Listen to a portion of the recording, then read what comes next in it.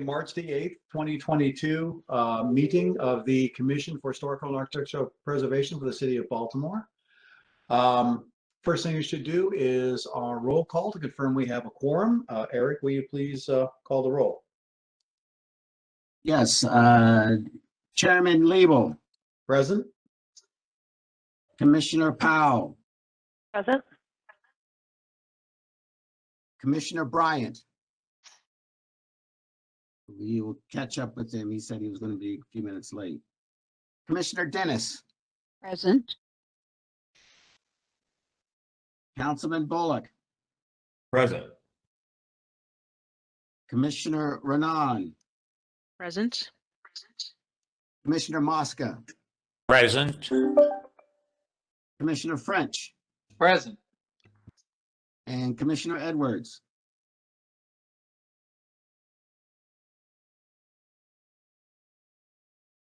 All right, we have quorum. All right, outstanding. That being the case, our first order of business will be approval of the meeting minutes from Tuesday, February the 8th, 2022. Commissioners, you will have received a copy of the meeting minutes in your pre-meeting packages here to review. Are there any corrections or additions to the minutes? Hearing none, may I get a motion to approve? This is Commissioner Powell. I motion to approve. I'll second. Motion by Commissioner Powell, second by Commissioner Renan. Is there any further discussion? Hearing none. Eric, will you please call the roll for approval of last month's meeting minutes? Yes, Commissioner Powell, Aye. Commissioner Dennis,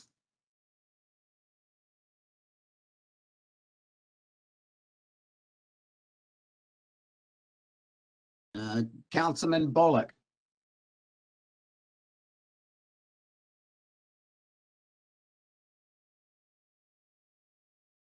can everybody hear me? We can hear you. We're going to go back and Commissioner Bryant has just signed in. I'm not sure Commissioner Dennis is muted if she tried to approve. But let's keep calling. Yeah, Councilman Bullock, Aye.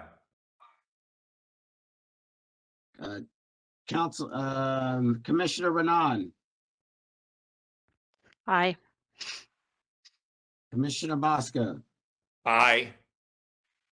Commissioner French, Aye. Commissioner Edwards.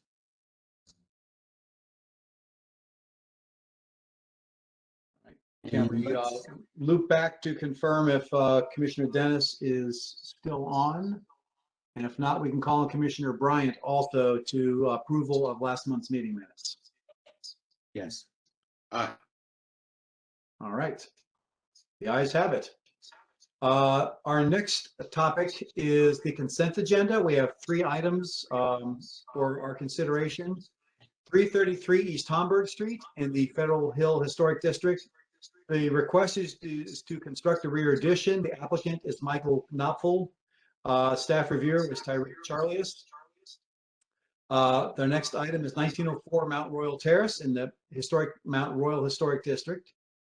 The request is to construct a carport and rear deck. The applicant is Christopher Weston. Staff is Eddie Leon. And our last item is 1411 West Baltimore Street in the Union Square Historic District. The request is to demolish an unstable 2-story rear addition and reconstruct it in brick. The applicant is the Graywood Group, and staff reviewer was Stacy Montgomery.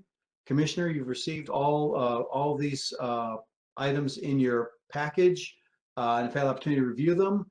Is there any further comment or wish to remove any of these items from the consent agenda? And if not, may I get a motion to approve?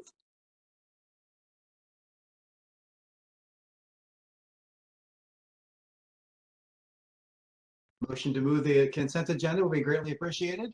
This So is, moved. Bullock. I'll second. Was that Commissioner Bryant moved it, or I couldn't hear? Bullock. Bullock, okay, Councilman Bullock moved the consent agenda with a second by Commissioner Renan. Is there any further discussion? Hearing none. All those in favor of approving the consent agenda, please signify by saying aye when Eric calls your name. Commissioner Powell, Aye. Commissioner Bryant, Aye. Commissioner Dennis, Aye. Councilman Bullock, Aye. Commissioner Renan, Aye. Commissioner Mosca, Aye. Commissioner French, Aye. and Commissioner Edwards. All right. Our meeting minutes are our consent agenda is moved. Moving on to a regular agenda, we have 3 items for our consideration today. The first is a presentation by the Baltimore Gas and Electric Company regarding the recent revisions regarding the installation of gas regulators on the exterior of historic homes. Eric, do you want to walk us through the presentation here? Sure. Tyree, can you move forward to the first image, please? Thank you. Yeah, but first of all, I just wanted to thank BG&E for coming and presenting to us and talking us and educating us on why these gas regulators are now being installed on the exterior of these properties. Really appreciate that. I also want to say that in the audience and folks will want to testify from the neighborhood associations, from the historic architecture review committees. We have at least Federal Hill and Union Square, and I think Bolton Hill is here too. So I want to thank them for being a part of this. And just last but not least, we have in attendance some folks from the Public Service Commission too. So I just want to let people know, and I want to thank them for joining us. The reason why we're here today is in the last few months, BG&E has been installing the gas regulators on the exterior of the historic homes, which has pretty much caused complaints from several or many of the homeowners. So that's why we have invited you here so you can educate us on the reasons why these are being installed on the exterior of the houses. And I just put together a few images that shows what these look like. Next slide, please. So, and you just see these things that are being installed in the exterior. Next slide, please. And these are in the Union Square neighborhood. Next slide. So they come in different shapes too. And just to let folks know, the asphalt is a temporary fix. Next slide, please. And you see this one sort of in the row of houses there. There's one in the right in the middle. Next slide, please. And I think there's one more. Next slide, please. And this one is with the new concrete being poured. But the question, next slide, please. So, I just wanted to hope that BG&E will be able to address the following sort of questions we have here. And it's basically the installing of these regulators on the exterior of these properties is a relatively new process. And we're interested in wanting to know what triggered that decision. Was it changes in the law? What changes in the law set the legal framework for this decision? What is the legal framework for this decision? I know you may not have direct answers to these, but it'd be nice if we can address them in some capacity and then follow up afterwards. But what are the other justifications or arguments for installing these on the exterior? Is it safety? Is it a cost issue? Is it both? And the other thing is we did hear that there are sort of, you do take into consideration, BG takes into consideration historic buildings when they make decisions on placing these on the exterior of the structures. And we're just interested, are there different treatments? Are there different installation requirements for historic properties and non-historic properties? So those are some of the questions I think that we'll ferret out once we get into the question and answer. period. I don't want to spend too much more time on this. I'd just like to invite the officials from BGE to come up and introduce themselves and walk us through what they're doing. Thank you. Is there any questions for me from the commission? I think we're good to go. Okay, I'm gonna unmute the folks from BGE. So give me one moment. First, I'm gonna unmute. I have to find each person. So first, I'm gonna unmute Fabiola.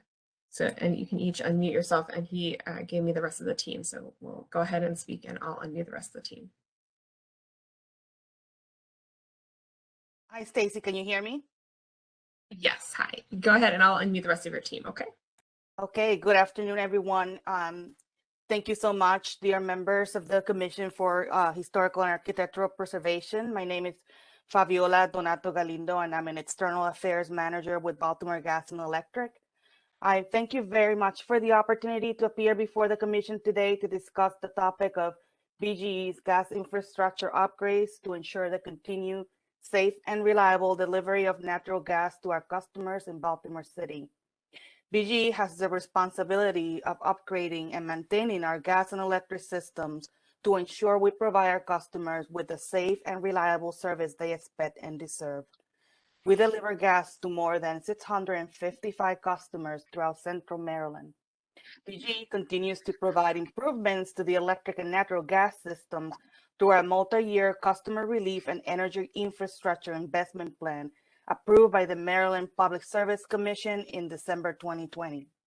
We're focused on modernizing the gas system through our STRIDE program and Operation Pipeline projects underway or completed since 2010. We're systemically replacing more than 1,300 miles of existing cast iron and bare steel natural gas pipes and associated gas service lines with modern, durable equipment. Our customers have been benefiting from infrastructure investments by BGE over the past decade. The gas pipeline and service line upgrades completed have led to a reduction in emissions of more than 1 million pounds of methane, a major greenhouse gas pollutant. Today, you have asked us to provide information on our gas infrastructure modernization initiatives, specifically gas regulators. As part of BGE's commitment to safety and reliability, we're moving gas service regulators that are currently located inside residential and commercial buildings to the outside of properties across our service territory. This is pursuant to new construction standards, recent passage of statewide legislation, as well as industry regulations, trends, and best practices. These resources call for natural gas service regulators to be located outdoors for emergency response, safety, maintenance, and access purposes. BGE's policy is to locate the gas distribution facilities in the front of buildings where we either plan to install the utilities or facing in the direction of the service. If extenuating circumstances exist and an outside location is not possible, we will work on designing a location inside following our exception approval process. BGE has been working along with the CHAP staff to obtain applications to proceed when we have projects in designated local historical districts, as well as to ensure the proper restoration of buildings, sidewalks, and roads. We look forward to continuing that partnership and working to address any concerns. Since 2014, BGE has invested approximately $11.8 billion in enhancing the operation and maintenance of both the gas and electric systems serving our customers. Along with that work comes the obligation of keeping our customers and stakeholders informed and engaged. We recognize the importance of the service that we provide to our customers and communities, and we are committed to ensuring that our system operates in a manner that continues to serve customer needs. Thank you again for your time and attention this afternoon, and me and my colleagues are here available to take any questions that you may have. Thank you.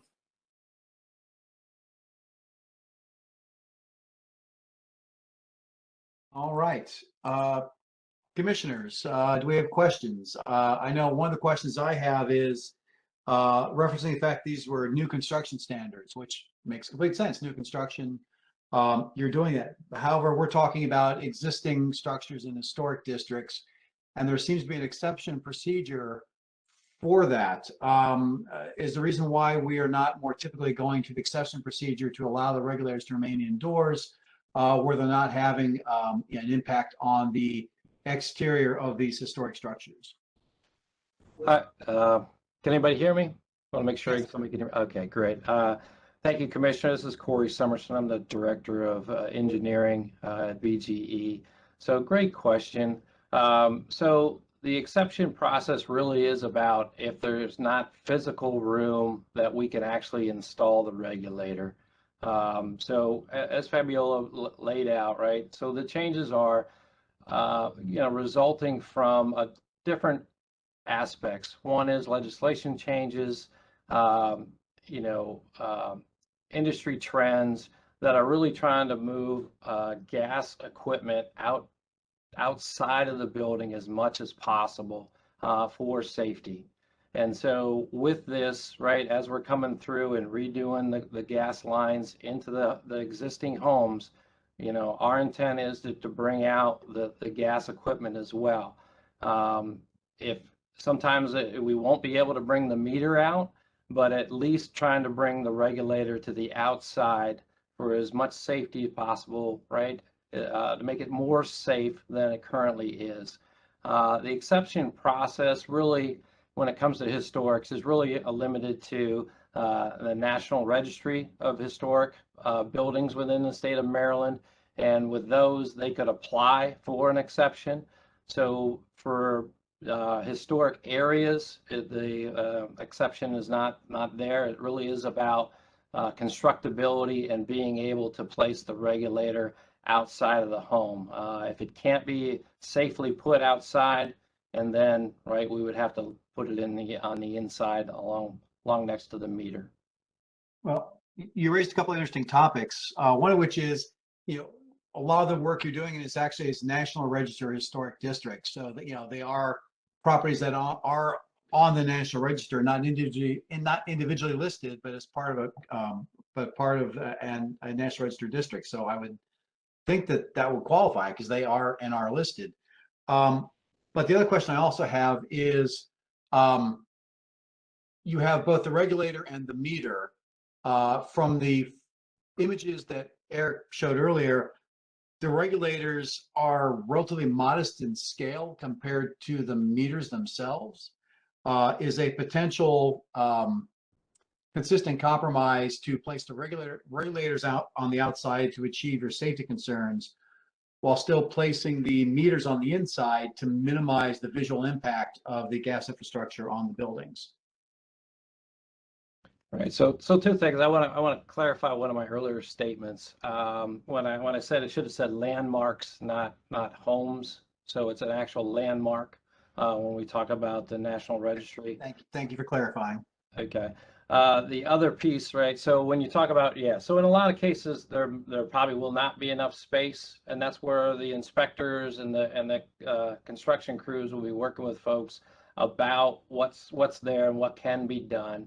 And that's why in many cases the meter will need to stay inside, but the regulator, right, which the regulator basically is moving the gas pressure from a higher pressure to a lower pressure for the appliances within the home that can be used. And so part of the regulator has a relief vent. And so for safety reasons, right, the regulator is more important to have on the outside. We'd like to have both pieces outside, but if it only achievable with just the regulator, the goal is to get the regulator outside. So what is the goal of having the meter outside? If I'm not mistaken, the meters are all read electronically now? Not all, but certainly we have a lot of them that are read electronically. Again, it's for the safest possible, you want the least amount of gas equipment on the inside of the building. And so For any new homes, right, we require the meter and the regulator to be outside. With existings, right, it really depends on spacing and what we actually could do. But again, by getting less fittings inside, keeping the meter outside and the regulator is the best possible for safety reasons. All right. Commissioners, do other folks have any questions? Yes, Commissioner French, do these, does this equipment do they have any clearance requirements? You know, those of us that done new construction, you know, there are all kinds of clearance requirements for BG&E infrastructure on exterior buildings. You know, are there any sort of constraints in locating these? Yeah, I'm going to let Jason Wagner, who works in our standards organization, to better explain what those are. But there are certainly constraints of where it can go. Can you all hear me? Yes. Yes, we can.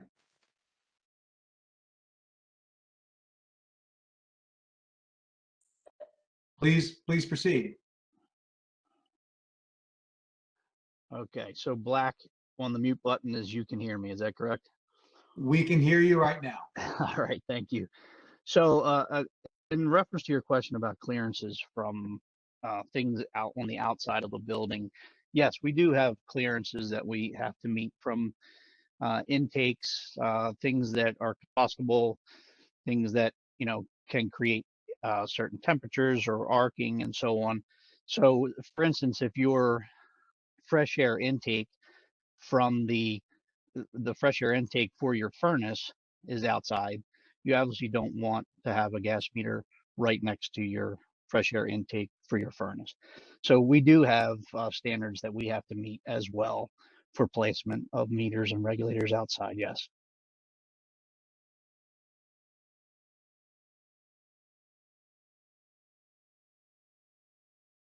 All right. Commissioners, other questions?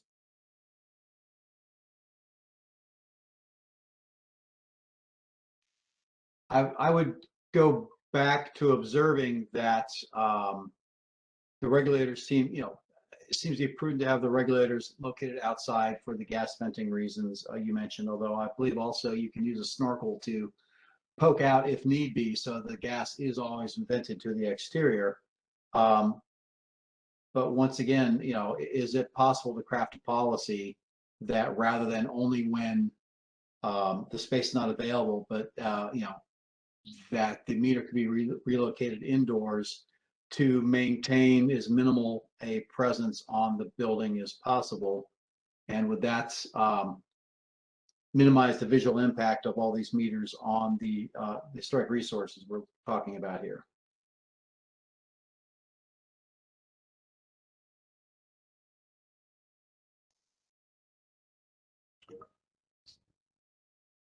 So I think, you know, it goes back to, right, it's truly a policy about safety, where the industry is going. And I understand, right, it's aesthetics is unfortunately is taking a back seat to the safety, right?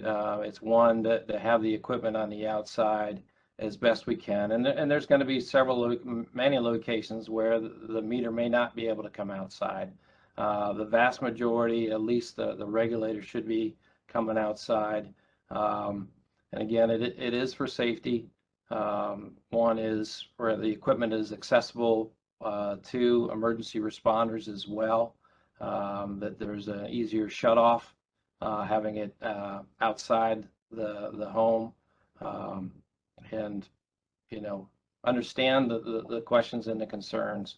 But for general safety of the public is the direction this utility and other utilities are moving towards. This is Commissioner Powell. I don't think that the shutoff has anything to do with the relationship of where the meter is, whether the meter is inside or outside. The shutoff can still be outside even if the meter is inside. You're correct. So it's if the regulator is outside, then the shutoff will be right there at the building, right? The meter comes after the regulator. The meter But in comes general, after the regulator the- and after the shutoff. The meter is the largest thing. And so the meter comes after the regulator and after the shutoff. So therefore the meter could easily be inside and the shutoff and regulator could be outside without a compromise to safety. That's really about you wanting access to the meter. Is that correct? So it's not access, it's the more of the equipment can be outside, the safer it is.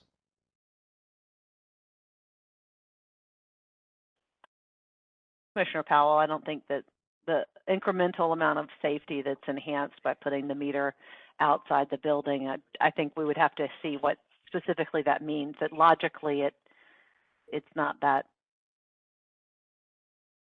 Having the shutoff and the regulator outside, those are the biggest gains for safety. The meter location is tertiary for safety, it seems. I guess I would also pose the question, and BG's worked in other historic communities.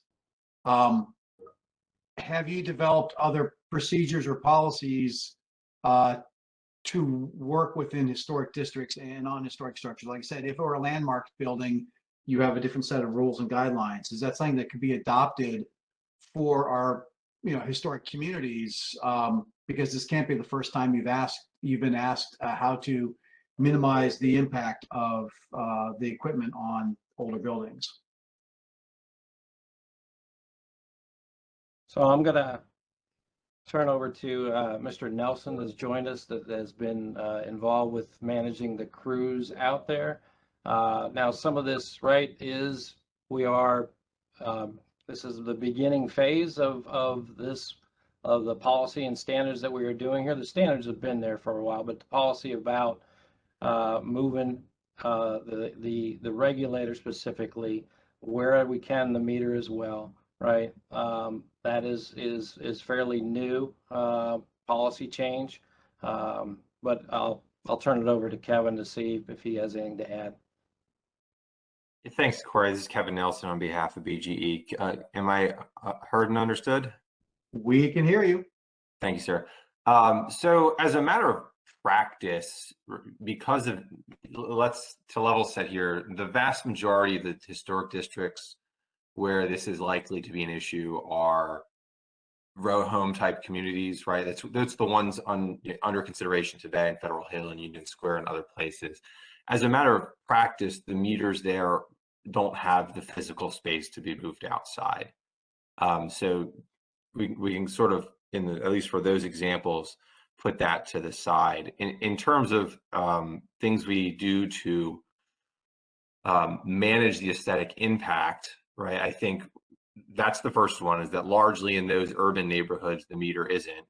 Then the second thing is there is some optionality about where we can place these devices, but I want to stress that we have to balance that with the amount of internal demolition and reconstruction that has to be done. So if you think about it, the gas has to follow a series of pipes. If we move the location where the gas enters the building, right, we then have to put in more pipes to get back to wherever it connects to the customer's fuel lines. So as a rule, when we go in, our first approach is always to put it back in essentially the same line to minimize all of those impacts. So that being said, right, in most cases, the solutions of least impact, if you will, are fairly straightforward, with the policy now of putting the regulator and the riser on outside, and then from a practical perspective, in most of these urban environments, the meter stays where it is. Did that help to answer your question, sir? Sort of, although once again, you say if it's already a somewhat practical recognition that most row houses can accommodate a meter outside, and that's the majority of what you're doing, why that couldn't be a standard policy in historic districts to leave the meter inside? Because I think that's what I think the most of us find the most aesthetically challenging, as they are the largest elements, and they can't sort of be made to be background the way the regulators are, far more unobtrusive. This is Commissioner Powell again, and I think we've kind of biased this conversation to the row house because that was the imagery that we saw, but we certainly have many historic structures that deviate from that, from row houses. I work in registered districts and on registered buildings as an architect and frequently struggle with how to get the gas meter and service handled in somewhat discreet way. So I think, it should be, I agree with Commissioner Liebel that, there could be a guideline around row houses, which are so spatially constrained, but I think that there are many other situations in this city that should not just fall off the conversation, because that's all. Absolutely agreed. And like I said, I guess my point is, if it's already a policy in many communities that they, by default, they have to be inside, why not just say it's a policy for any historic structure, the meter ends up inside, unless there's a reason why one could not do that. It's kind of flipping the toggle from a yes to a no.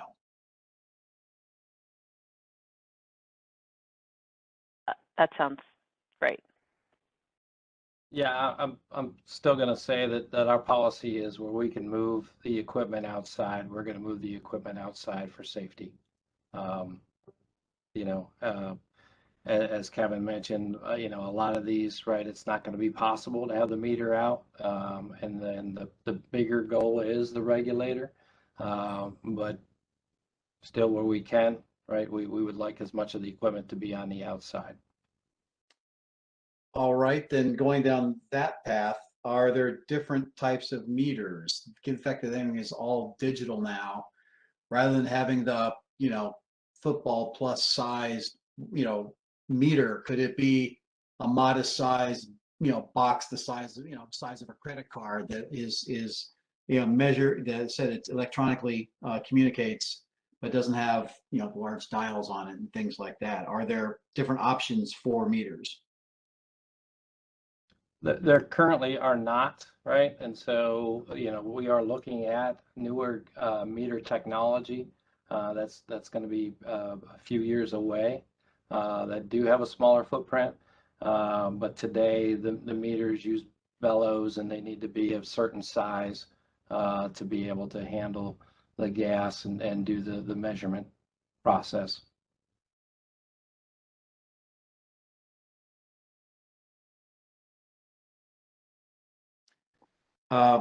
Commissioners, other questions or observations?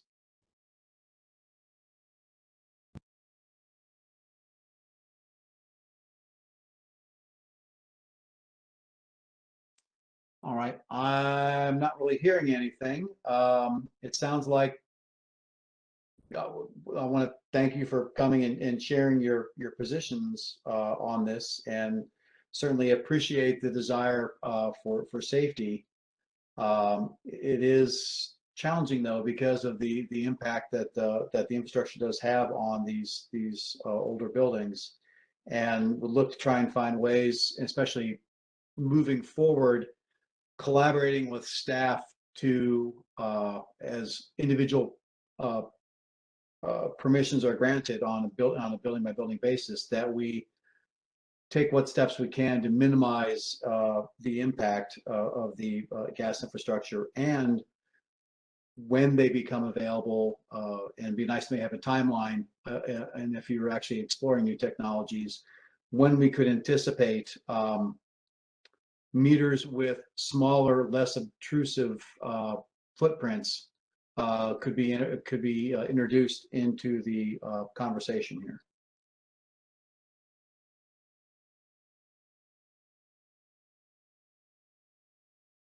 Commissioners, any other closing thoughts or comments? Hearing none. Thank you very much for your time. I definitely appreciate your sharing the information with us so we have a better understanding. Eric, do you have any other closing questions or comments for BGE?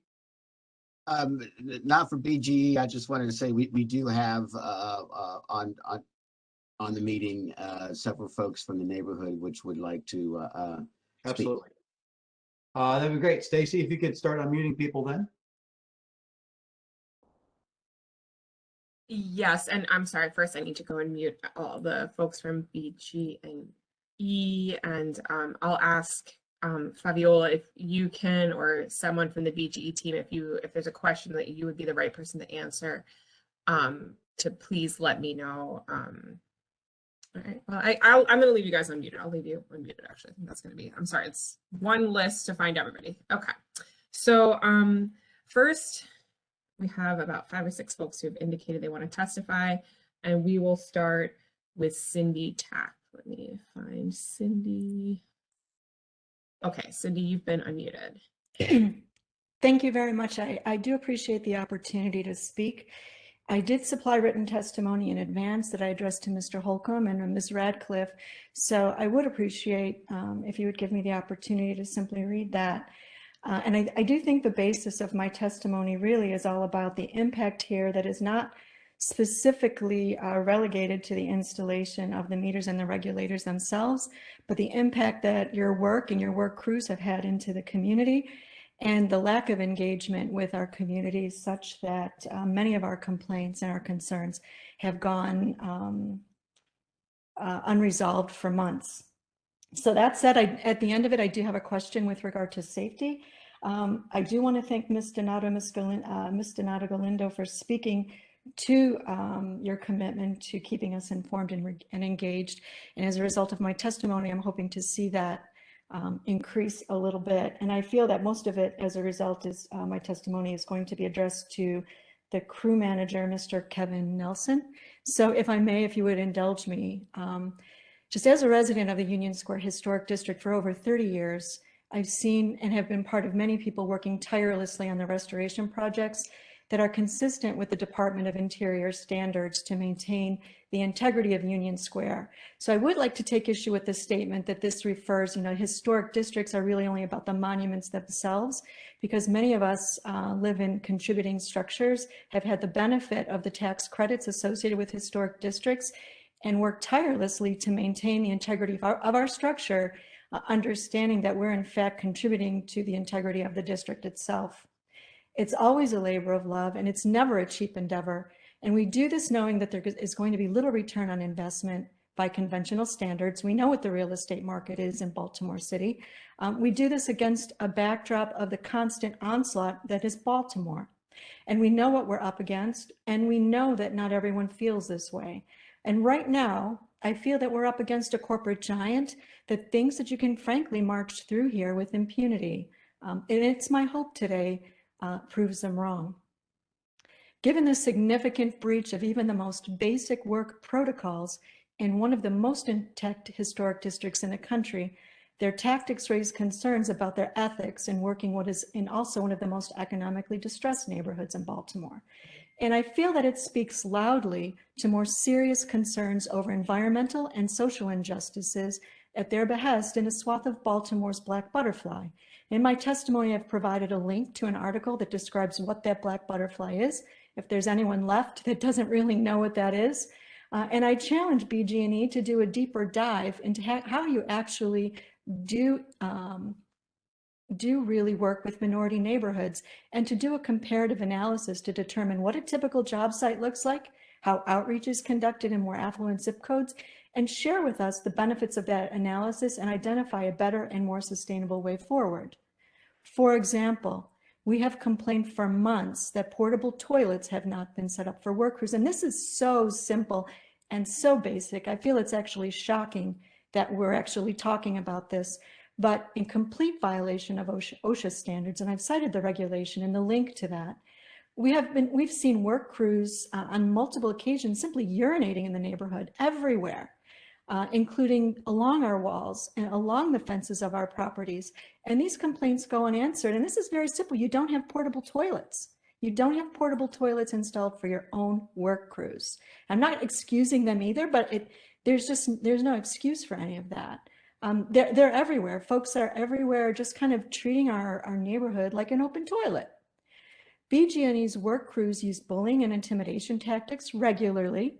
They have continued to try to press forward with work that is both damaging and unauthorized by CHAP and property owners, violating your own protocols that are identified on your website. And I've got a link for that, but I'm sure you're familiar with it. It's your FAQ page, in which you state that if work is required at your property, you will be contacted to schedule an appointment with the representative from the contracting company hired to work in your neighborhood. That's wonderful. Our contractor can answer any questions about the upgrade to your current gas equipment. I've never been contacted, and given the numerous complaints among my neighbors, I feel few have been contacted in good faith. And really, that would warrant a dialogue. And really what I hear in a lot of this presentation is really not about dialogue, and that we don't really have a seat at the table. You're simply telling us what you're going to do. And I hear that you're doing this under the cloak of safety. And on February 23rd, 2022, a crew showed up at my house at 7:30 a.m. banging on the door to announce that work was starting, jackhammers at the ready. They also wanted to come into the house. They had no documentation, no authorization to perform the work. I mentioned, I just received an email from Eric that said work was to be halted until today's hearing. And I mentioned that to the crew, that I understood that no work was to be performed until the outcome of that hearing. The contractor continuously dismissed my concerns. He kept pushing me to let them finish the work.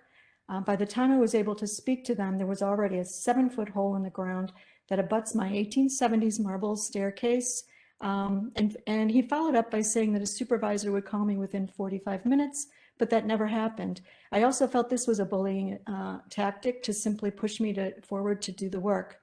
I have included photos in my written testimony of the work that was performed on my house that day.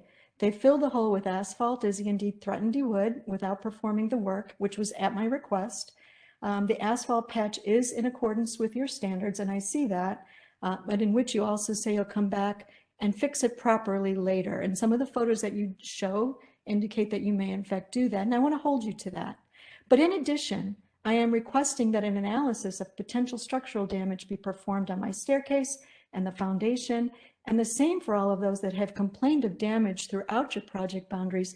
That includes Union Square, but it is not exclusive to Union Square. I'd like BG&E to be held accountable for the damage that you've done in our communities, both structurally and most especially relationally. I'd like to see BG&E do better, even if all that means that you have a renewed commitment to following your existing policies and protocols, because I think we deserve at least that. So again, when we talk about the impact of the meters and the regulators, it's just a much bigger issue.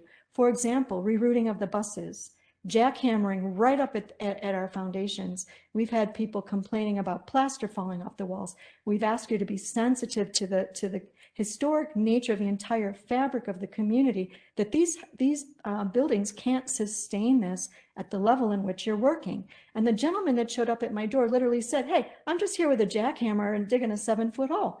Well, if you look at the pictures of my home, that jackhammer is up against my foundation. It is up against my foundation. So to be frank, I feel that this is certainly an aesthetic issue that's worth discussing. It is a structural issue. It is a potential structural issue.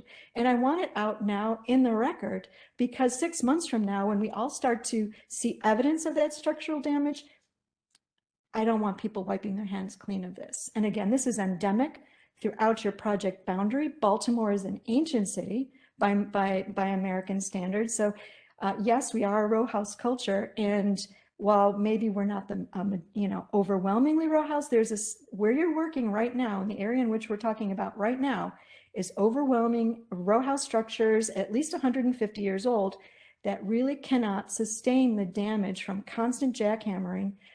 Certainly not with the attitudes that you have in place with your work crew, constant defecation, PS, and just the kind of an insensitivity to our concerns generally. And I would like someone to address that.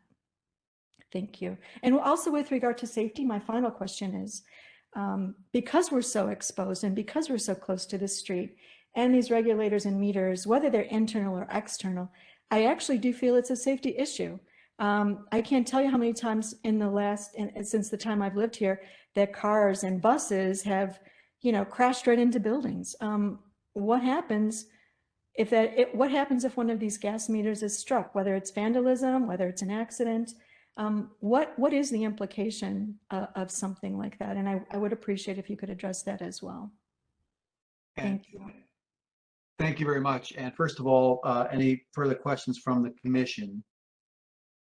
If not, I would state that some of the points made in the last bit of testimony are outside of our purview regarding behavior of the crews. However, I would like to see BGE address those concerns and how they plan to mitigate that. But I do think there are also a couple questions that do relate to our considerations that BGE, if you could address, please. Things like what happens in terms of security, of safety, if a with everything now external from the building, what happens if it's vandalized or hit by a car or something? And BGE, if you could respond. Hi, this is Kevin Nelson again for BG. So I'll address that specific question, and then if there's others in Ms. Tack, and I'm sorry if I pronounce your last name, Cindy, in your questions that the commission would like me to address, I can take those as well. So safety is a relative description, right? So we have to balance all the things that can go wrong, and the things we're thinking about in terms of getting it outside are dealing with probably much more common things like building fires, right? In the city, I would say my anecdotal experience, because we respond to those regularly to support the fire department turning off gas and electric service, is a daily type of occurrence, right? Whereas a car running into a building is, in my, again, anecdotal experience, a few times a year. And so we're weighing those relative potential outcomes in thinking about these things. But then as sort of a principle, right, the more opportunities for gas to be outside the building, as Corey's repeatedly said, the less severe almost any of those scenarios become in terms of emergency management. So could you address any of the concerns or identify how BG might seek to work with your work crews to eliminate some of the behavioral concerns that were articulated there? sure, and let me apologize, publicly for any of the behavior of those crews that will just fall, inappropriate for a civilized environment, right? That's not our expectation. That if that's what's occurring, we are always certainly trying to address any specific concerns like that. I also like to speak more broadly to the concern of disinvestment, right? I think if you were to examine the record that BG has of these replacement projects and investment in our gas infrastructure, and this is public record with the Public Service Commission, you would see extraordinary levels of investment in communities like Union Square and Harlem Park. I'm forgetting some of the neighborhoods, Edmondson Village, all along the west side. We've spent tens or hundreds of millions of dollars just in the last 4 or 5 years in replacing the infrastructure in these underserved or underinvested, is probably a better word, communities. The black butterfly, as it was described a few moments ago. So I think you would see probably, if anything, proportionally higher investment as a function, not of a strategy related to that, but simply the age and risk of the infrastructure. And that's the manner from which we're approaching this. And any other specific points you'd like me to address, Commissioner? No, I think that I just wanted to hear your response to, some troubling allegations from the last the woman who testified there. Thank you. Commissioner, any questions for BGE? If not, let's go on to the next individual wishing to testify. Hearing no questions, Stacy, who else is here wanting to testify? Okay, next we have Anthony Scott. Mr. Scott, you can testify. Thank you. Tony Scott, Union Square resident. I just have a practical question. It sounds like there's not a proactive policy of keeping the meter in the house first. And of course, a preference to move both meter and regulator outside, if possible. So as a practical matter, would the guidance be to, for me as the homeowner, to ask the crew that's coming into my house to keep the meter in the house if possible, since there isn't a default policy of preference to keep it? I just want to make sure, as a practical matter, should I ask or not? Thank you. All right, thank you very much. Once again, BGE is I guess the question is there any owner preference given here, or how do we coordinate final placement, or is that your field team will make an assessment and go from there? Yes, thank you again, Kevin Nelson for BG. So certainly, Mr. Scott, it's always best to make the request, and then the crew in the field can discuss the how to make your request, if possible, fit with the engineering standards and plumbing codes and other things of that nature. But certainly, there should be a coordinator that will reach out to you that has knowledge of these codes that would help to determine that and schedule the work with you. All right, thank you very much. Any questions for Mr. Scott?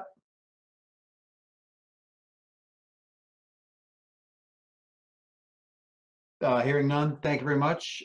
Stacy, is anyone else signed in wishing to testify? Yes, we have a few more folks who wish to testify. First, I'll unmute Biff Browning. So Biff, you are unmuted. Okay, thank y'all very much. I'm Biff Browning. I'm president of the Union Square Association and, of course, the corresponding Union Square Historic District. I have a couple of questions, but I'll kind of go over it all first. So in kind of following the testimony that BGE had, they've kind of they've taken the position that aesthetics versus public safety rather than that the two can be hand in hand.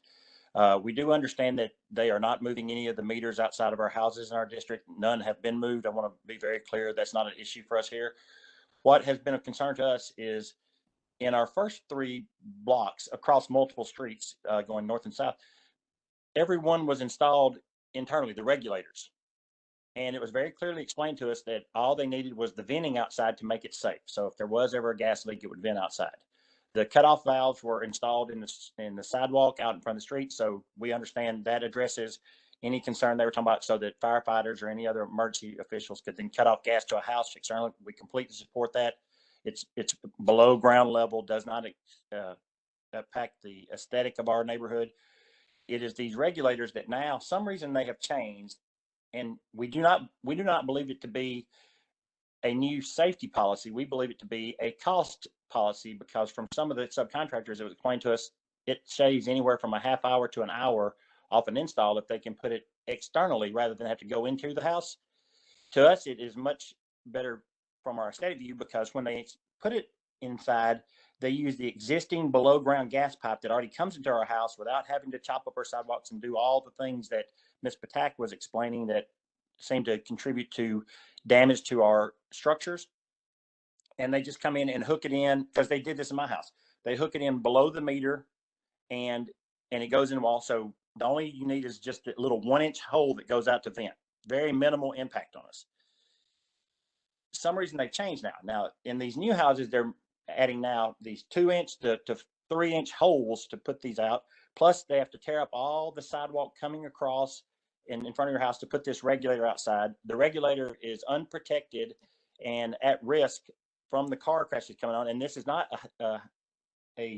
something we're talking about that's theoretical. It actually has happened outside of our neighborhood, just a few blocks down in Poppleton in January, at the corner of Fayette and Poppleton on the northwest corner.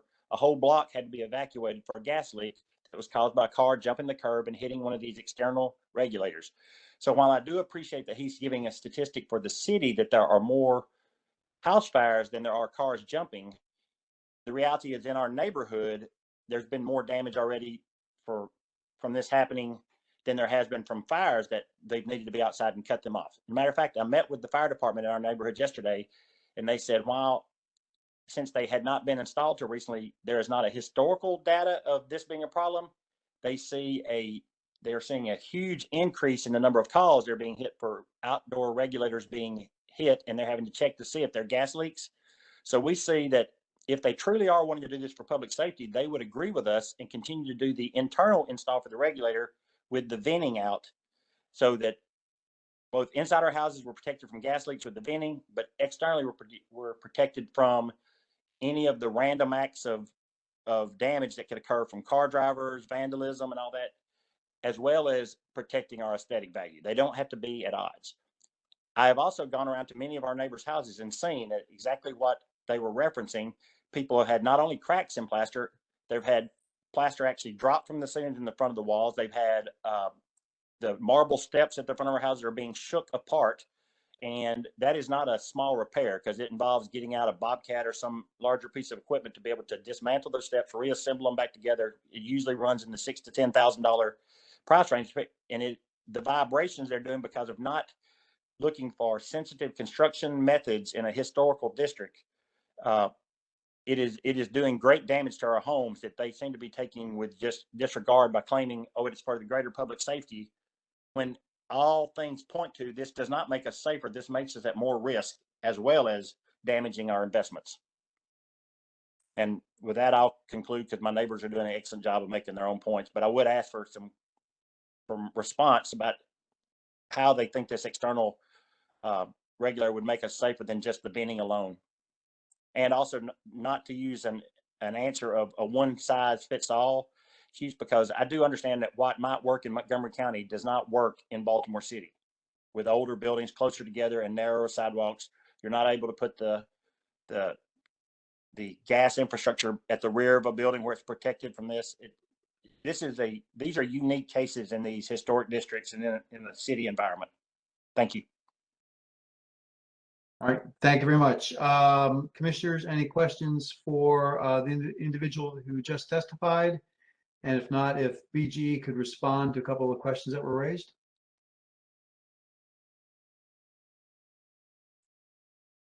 Hearing no commissioners raising questions, BGE, could you please respond to a couple of the points that were made?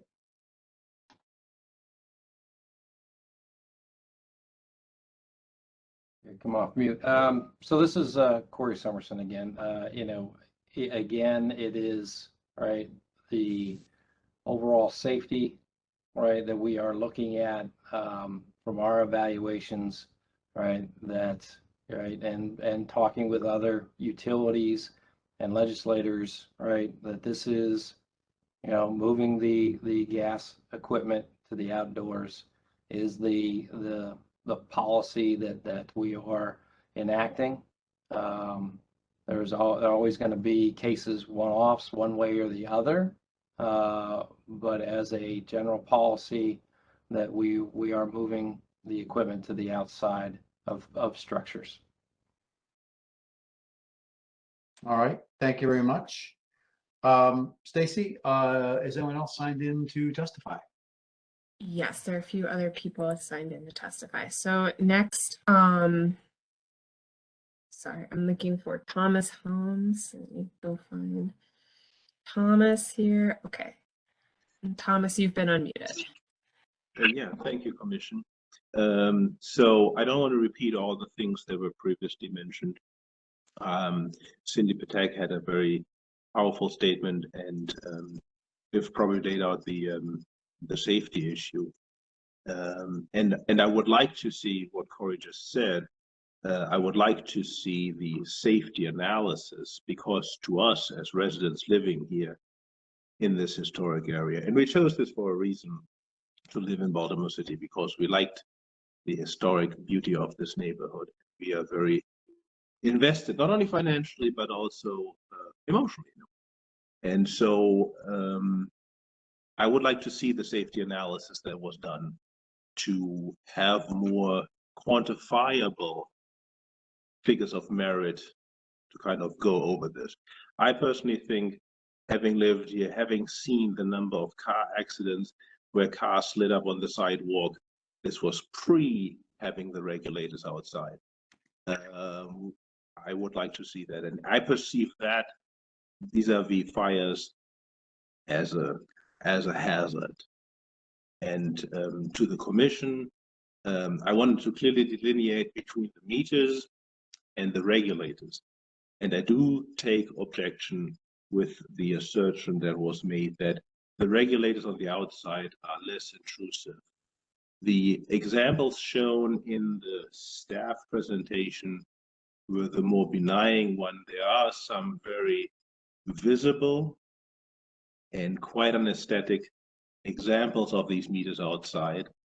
And I feel like that there is a tendency to go for a cost-effective way of doing it rather than being considerate what the homeowner wants. And that is disrespectful from BG&E's perspective to their customers. And they're taking advantage of people that might not be able to push back on that. And that troubles me. And that was addressed earlier. So I would like to hear BG's risk assessment, and I would like that to be shared with CHAP and the neighborhoods so we can have an informed discussion about this. Thank you very much. All right, thank you very much. Commissioners, any questions? Hearing none, folks from BGE, any comments or responses?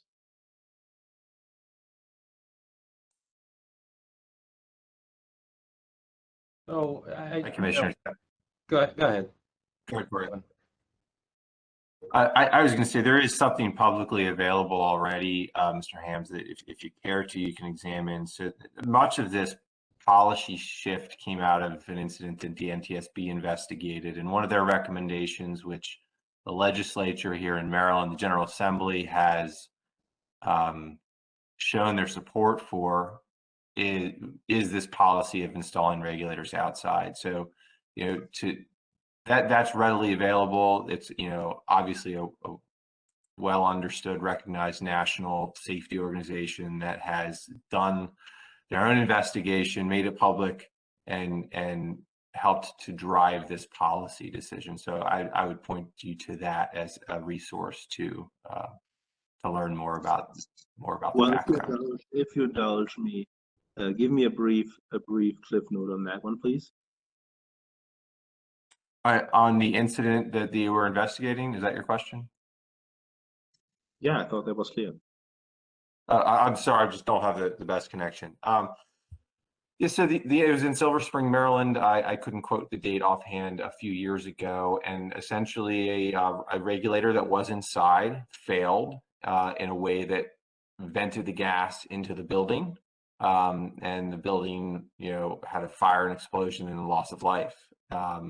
The NTSB and other regulators investigated, and their report prescribed a number of potential corrective actions. The result of which in Maryland was this piece of legislation called the Flower Branch Act, which doesn't directly apply in most cases to what we're talking here today, right? But in that the General Assembly referenced their desire to interpret the law with respect to the NTSB report. Did that give you the quick version adequately, sir? And Kevin, I would add, right, so that the difference was, right, it was an apartment building with 6 meters, and the legislation was, their first go at this was to get the gas companies in the state of Maryland to move those regulators and meet regulators outside of those structures, right? And so with that was the impetus of doing this. And to what Kevin is saying, right, with that gas equipment on the inside, if there is an issue, right, there's a greater chance of the building filling up with the gas versus something that happens on the outside with that equipment on the outside of the building. And that's the general basis for the greater safety, is having the equipment on the outside, and therefore if there is a problem, it's venting to the air naturally instead of accumulating inside of the home.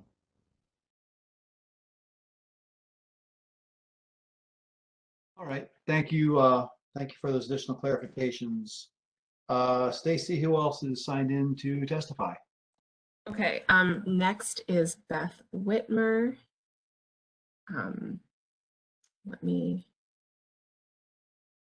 Here's Beth. Okay. All right, Beth, you've been unmuted. Hi, thank you very much. There's been lots of great testimony from our from Union Square neighbors who have actually been or farther along in the process that we are. But there's a couple things that I'd like to. I've sort of changed my testimony after hearing this because there's something that's pretty obvious that I had to go back and check while we were on the phone. And this concerns the meters being inside the house. BG&E came and presented to our neighborhood association in November.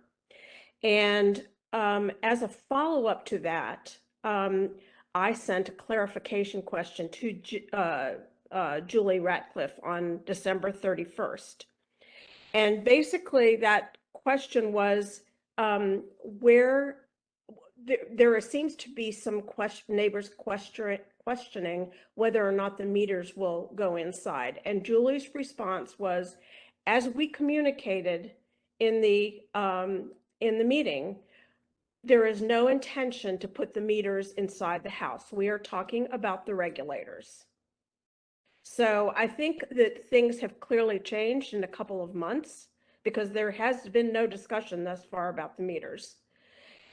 I also had the same questions that have come up about the safety issues. We've got a couple of people in our neighborhood, well, several people in our neighborhood who've already had this process done, and their regulators have been inside. And I'm hoping that Fran Landoff, who is our architectural review committee chair, will speak about his experience. But clearly, as of a couple of years ago, the method of having the regulators and meters inside was considered safe, as it has been in a good part of Bolton Hill.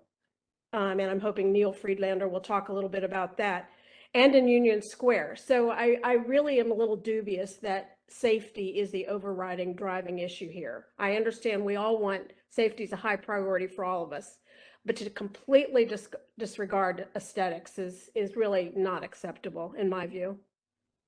Thank you. Thank you very much. Commissioners, any questions for Ms. Whitmer? And if not, BGE, if you could acknowledge and respond to her comments. Thank you, Commissioner. Yeah, and I believe Ms. Whitmer's in Federal Hill on our Montgomery Street project, and we do not have an intention to put meters outside on that project. Again, as a matter of practical construction. And then the other question as to the her observation that there were places with inside regulators in recent past, and I think we've already stated this is a recent shift in our policy that will impact our future work. All right, thank you very much. Stacy, who else is signed in? Okay, next is Will Brockman. Okay. All right, Will, you are unmuted. Hi, thanks for listening to me. I also am a resident of Union Square for 20 some years. And I think what's maybe missing from this conversation is that the principal objection that Union Square has is not to BG's policy, but to its refusal to make exceptions to the policy where warranted. It's clear that such exceptions were being made. My meter it was replaced about a year ago. In fact, I was meeting with Stacy and other CHAP people about a CHAP project when I was told that they were going to turn off my gas because having done the installation, they detected a leak inside. It turns out, of course, that the leak was created by them and that I didn't have gas for a week. That all got resolved, and I don't fault BGE for it, but it is sort of emblematic of the kind of attitude we've gotten from these contractors. All in all, I'm very pleased though, because it was a simple, once I was able to demonstrate that the leak was being caused by the joints that they had installed and not joints farther in the house, it was a pretty simple procedure. I have two vents, 1-inch vents through my brownstone base facade, and I painted them brown, and they're fairly unobtrusive behind a plant. They didn't have to go 7 feet down with a jackhammer right next to my foundation. There's plenty of work that went on in the road and in the sidewalk, but they tunnel under the sidewalk to bring the new pipes in, and there's just not a real explanation for why an exception was made, and we were all told that exception had been made for historic districts, and then all of a sudden in phase 2, they're refusing to honor that exception after having honored it in more affluent historic districts. I think the safety question. I'm pleased to hear that there's an NTSB investigation that suggests that in general it's better to have the equipment outside, but I'm not convinced that that's uniformly true, or that it should justify overriding all these aesthetic concerns. I heard Mr. Summerson say that you always have one-offs one way or the other, and that's exactly the true. But the refusal to consider one-offs as being different from the mind's run of examples is exactly why we have historic districts, because we ask to be considered separately and to have our unique concerns taken into account. And I don't think this discussion from BGE has shown that they're willing to do that. If it's really safer, I want to know when BGE will return to my address and install the regulator on the outside. I think it looks like crap where it's been done. It looks like a little steampunk exhibit with a row house attached to it instead of a row house with two small vents coming out of it. I think I want to also just sort of re-emphasize what Cindy Peck said about the way our neighborhood gets treated as a part of the black butterfly. And even within our neighborhood, I have 15 feet from the curb or so to my facade. And I'm in the middle of the block. So, cars haven't run up on the curb here, but they've run up on the curb at the corner for me 3 times in the last year. They've dislodged marble steps in 2 of those incidents, one on Stricker Street and one on Lombard Street.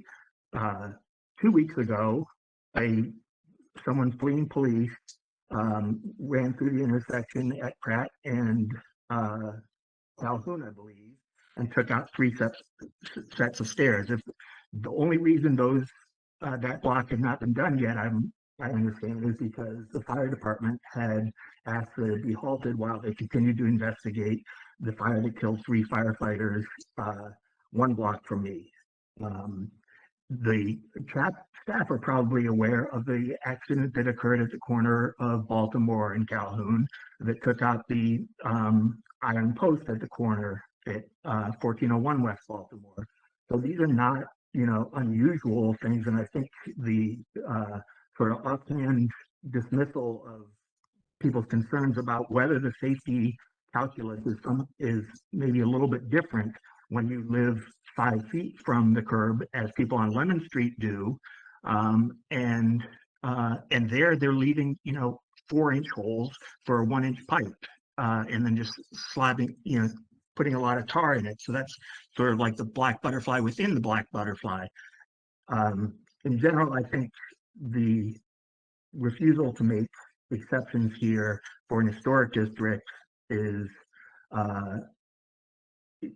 pretty clearly based on cost considerations, as all the contractors informed us when they started pushing at the tail end of the phase 1 installations to do it that way. They didn't want to be billing for the extra amount of time that they thought it entailed to go inside. But the It's not clear to me, and it's not been made clear through these presentations that that the safety analysis worked out the same way when you're talking about these historic row homes, and it's not clear that they've done a differential analysis that would show that.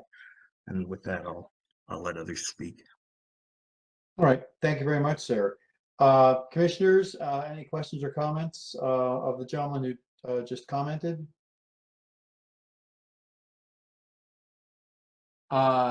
Hearing none, BG, if you could respond to the questions and comments.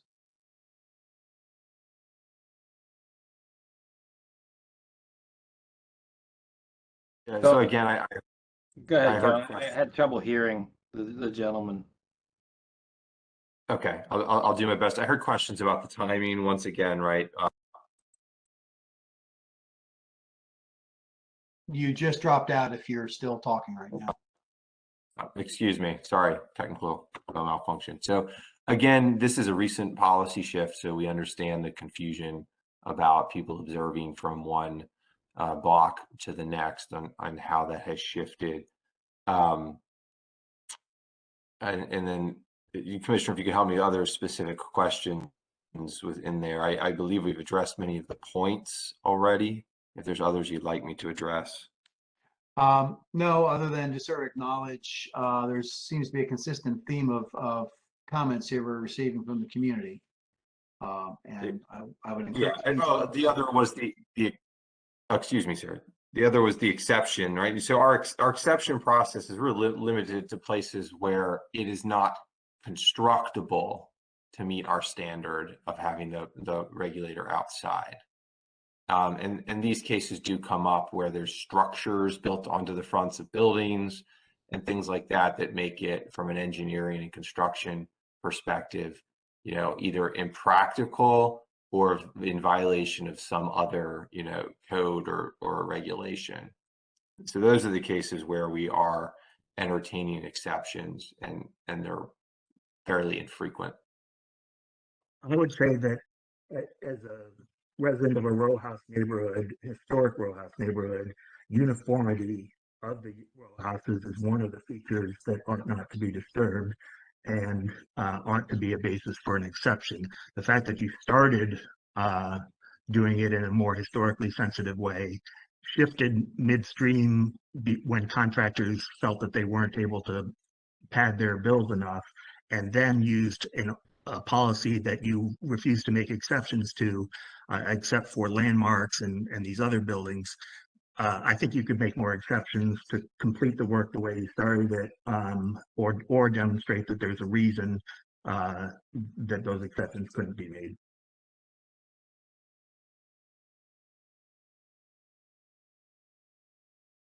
All right. Thank you very much for your continued testimony. Stacy, is anyone else signed in to testify? Yes, we have 3 more people. Next is Trisha Hogan, Patty Hogan. You're unmuted. Hi, this is Patty Hogan. Can you hear me? Hello? Yes, we can. Oh, perfect. Thank you.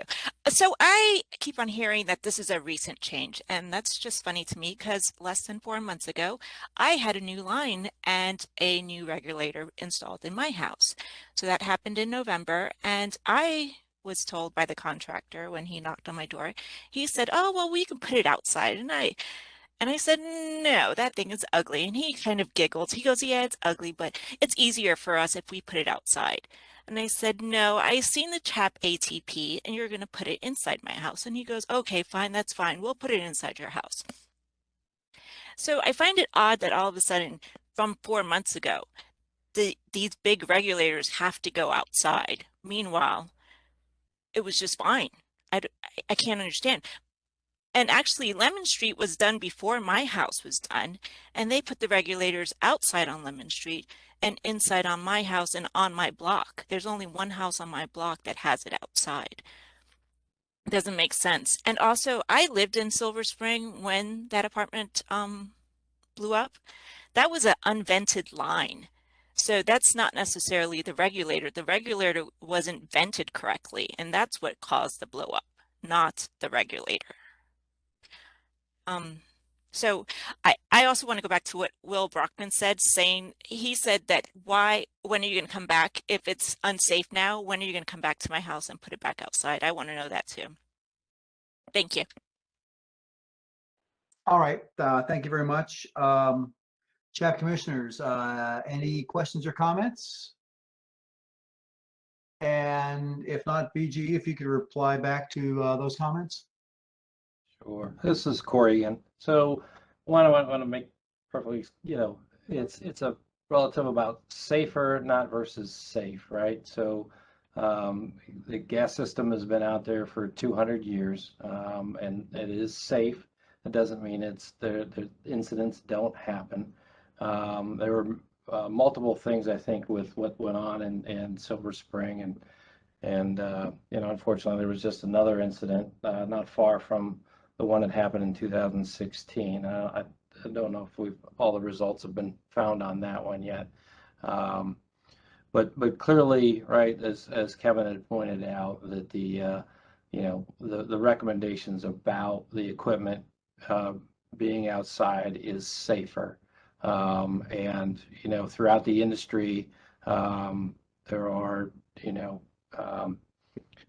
peer groups with other utilities, associations, and right, the move nationally is,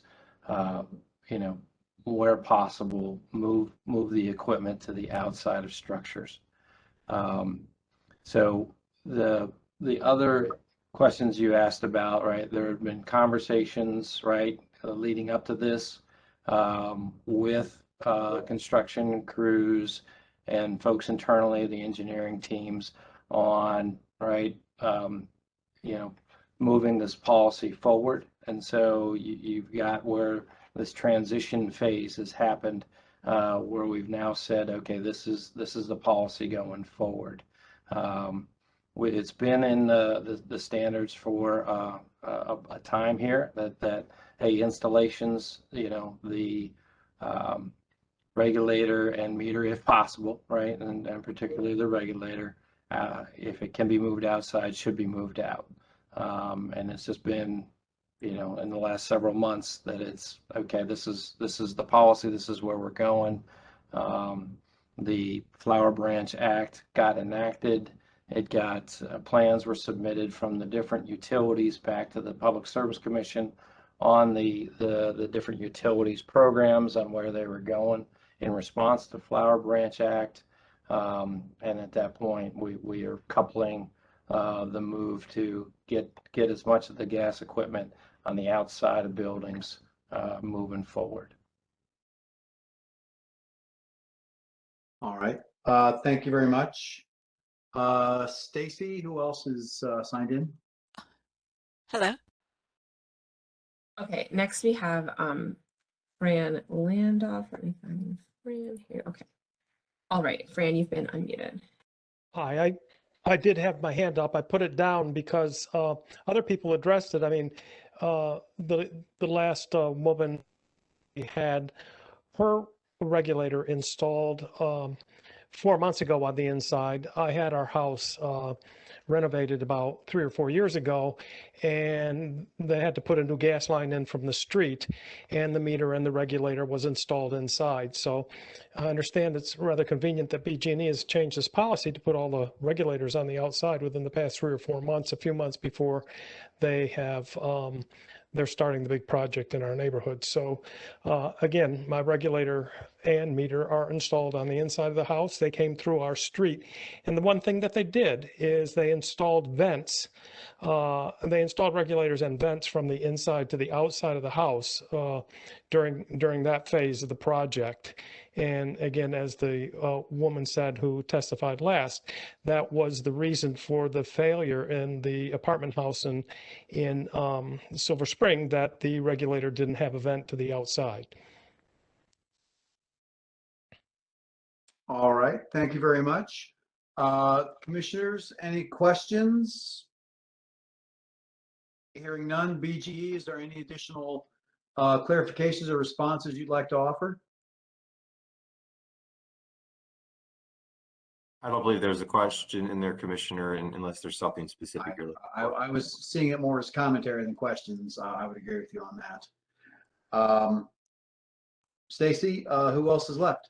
Okay, there's one more person who has indicated they want to testify through the chat, and there are a couple of callers, but I'm going to unmute James Wilcox.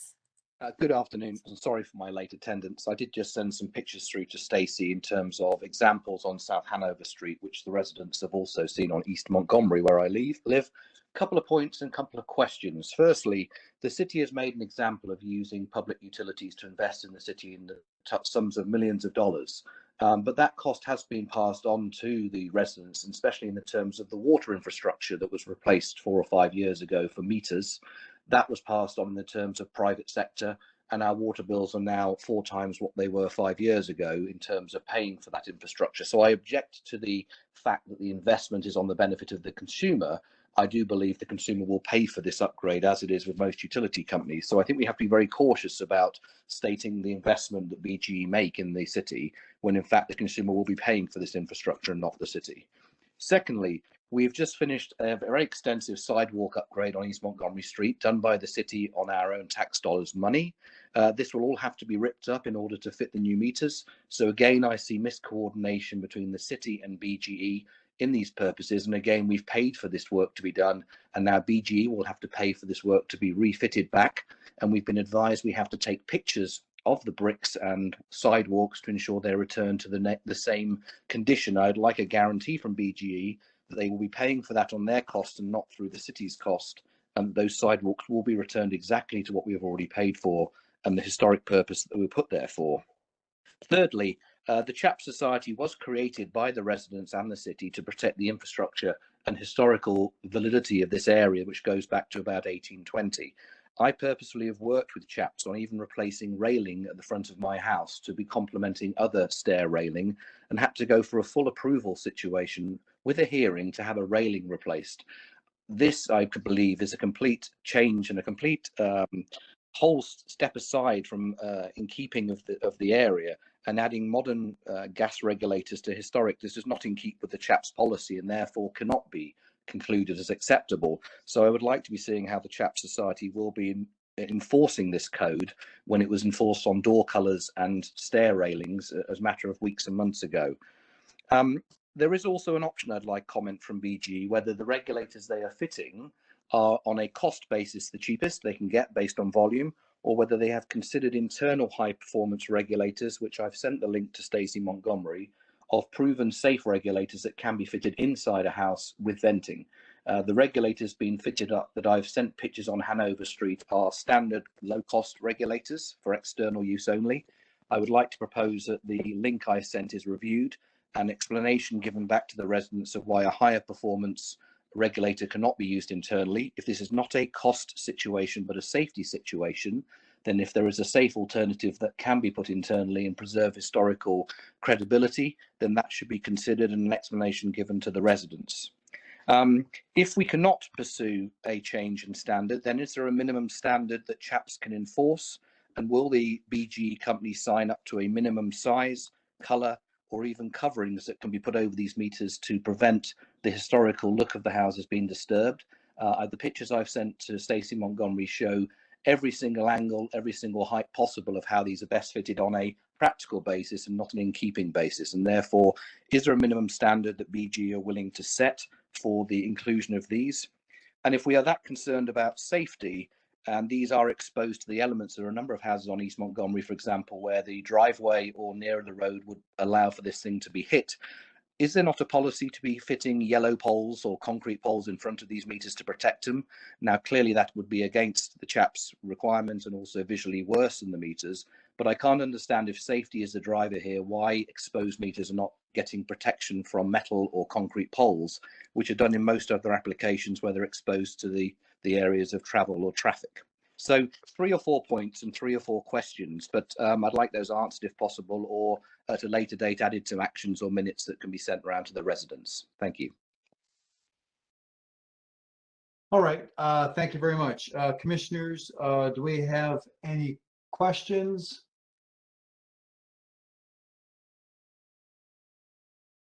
Hearing none. BG, if you could reply to those comments and questions that were posed. Yes, Commissioner, I'll respond first to the restoration question. So the simple answer is yes, we're going to put the street and the sidewalks back the way we found them. I'd have to review with my project manager to know precisely what the strategy is, but I believe we'll actually take up where we need to disturb the sidewalk. We'll actually take up the brick, we'll store it somewhere, then bring it back when we're done with our work. We've done that process in Fells Point. We've done this process in Bolton Hill. I believe successfully. To your comment about protection, yes, if they are directly exposed to traffic, such as a driveway or garage, they would need, it's called a bollard, the yellow pole you referenced. And if we can't mitigate that, that was one of the things, right, from a code and engineering policy where we would consider then putting the regulator inside if that was the only, only way to meet those various standards. But that would be a very case-by-case assessment by an engineer about the best way to meet the various codes in play. And then I'll leave any further comment to my colleague. All right, thank you, Kevin. And I guess there were questions about the regulators. The regulators that we do utilize can be inside or outside. So again, the safer for the occupants of the residence, right, is for the regulator to be on the outside, as we've talked before. But the regulator physically could be indoor or outdoor as what we purchase. I don't know if there was anything else that needed to be responded to there. I have one question that's sort of tangential, but I'm just reviewing some questions that were forwarded from Mr. Dixon, I believe it is, that Stacy has just shared. Sorry, Wilcox, Mr. James Wilcox. Does BGE use their own crews or do they use contracted crews? Because I'm looking at a wide variety of installations, some of which are minimally invasive and some of which are much more crudely executed. I don't know if there's a standard that installations are to be held to. I'll answer the first question directly. We predominantly use contractors to do these installations, though we do have some company resources that from time to time would do it, but that's mostly an exception. In terms of the standards to install, there are certain clearance requirements. Valve has to be so many inches minimum above the ground. The regulator has to be so many inches minimum above the ground. Often where you see less clean looking installations, without seeing them, I can't say for sure. It's in order to adapt to the geometry of the building. So, making up numbers, because I don't have the book in front of me, if the regulator has to be 18 inches above the ground, the existing gas pipe is in the basement, right? And the joist line is at 12 inches. You have to come up to the regulator, then back down, then into the building under the joist line to get to the piping. So it may look like an upside down U in a case like that. Again, just to give you kind of a verbal example of the idea that there's a lot of geometry that we have to work around in installing these. Understood. Some of it just looks like general workmanship. I'm not sure, Stacy, if I can share a screen or if you can share a couple of images that were there, but there's everything from a regulator that was installed and where they had a minimally sized penetration, had an escutcheon over it, to what looks to be a oversized hole with a bunch of gray goo smeared around it. That's definitely a less well executed installation. And I'm sure Stacy would be happy to forward those images on to you. Yes, I've shared them with Eric and he can pass that along to the team. Thank you so much. Who else is signed in to testify today? There's one last person that's signed in to testify. So that's Robert Giroux, and I'm going to unmute him. Hi, folks. Thank you so much. I'll be succinct. It's getting late in the afternoon. I live at 118 South Gilmore, and I've listened to this discussion as it began today. And what occurred on my facade is contrary to the engineering designs for safety that are being promulgated today by BG&E. Even if you were to look at those pictures that were first shown about other installations with or without regulators on the outside, all of the installations there are by the steps. I live on the northwest corner of Gilmore and Lemon. I'm a corner unit, and on this particular row, I am the highest profile, and also on the corner of Lemon and Gilmore. They chose, in my regard, not to put it by the steps, but to put it in the middle of my windows, closer to where it will, actually, you're going to need a ballard. I'm going to, my application needs a ballard. And in the process of discussing this, which there was no discussion actually, and when another contractor came and said that to him, they wouldn't have done it that way. And then can I get it moved? And I could even, I think you could even, he said I could even penetrate the wall from the alley side, so I wouldn't even have to do my facade. And then the other thing that I came into the understanding too, that I would be receiving only on the front of my house, the little smaller vent that looks like a small little mailbox for a visual only, which I would prefer on the front of my house.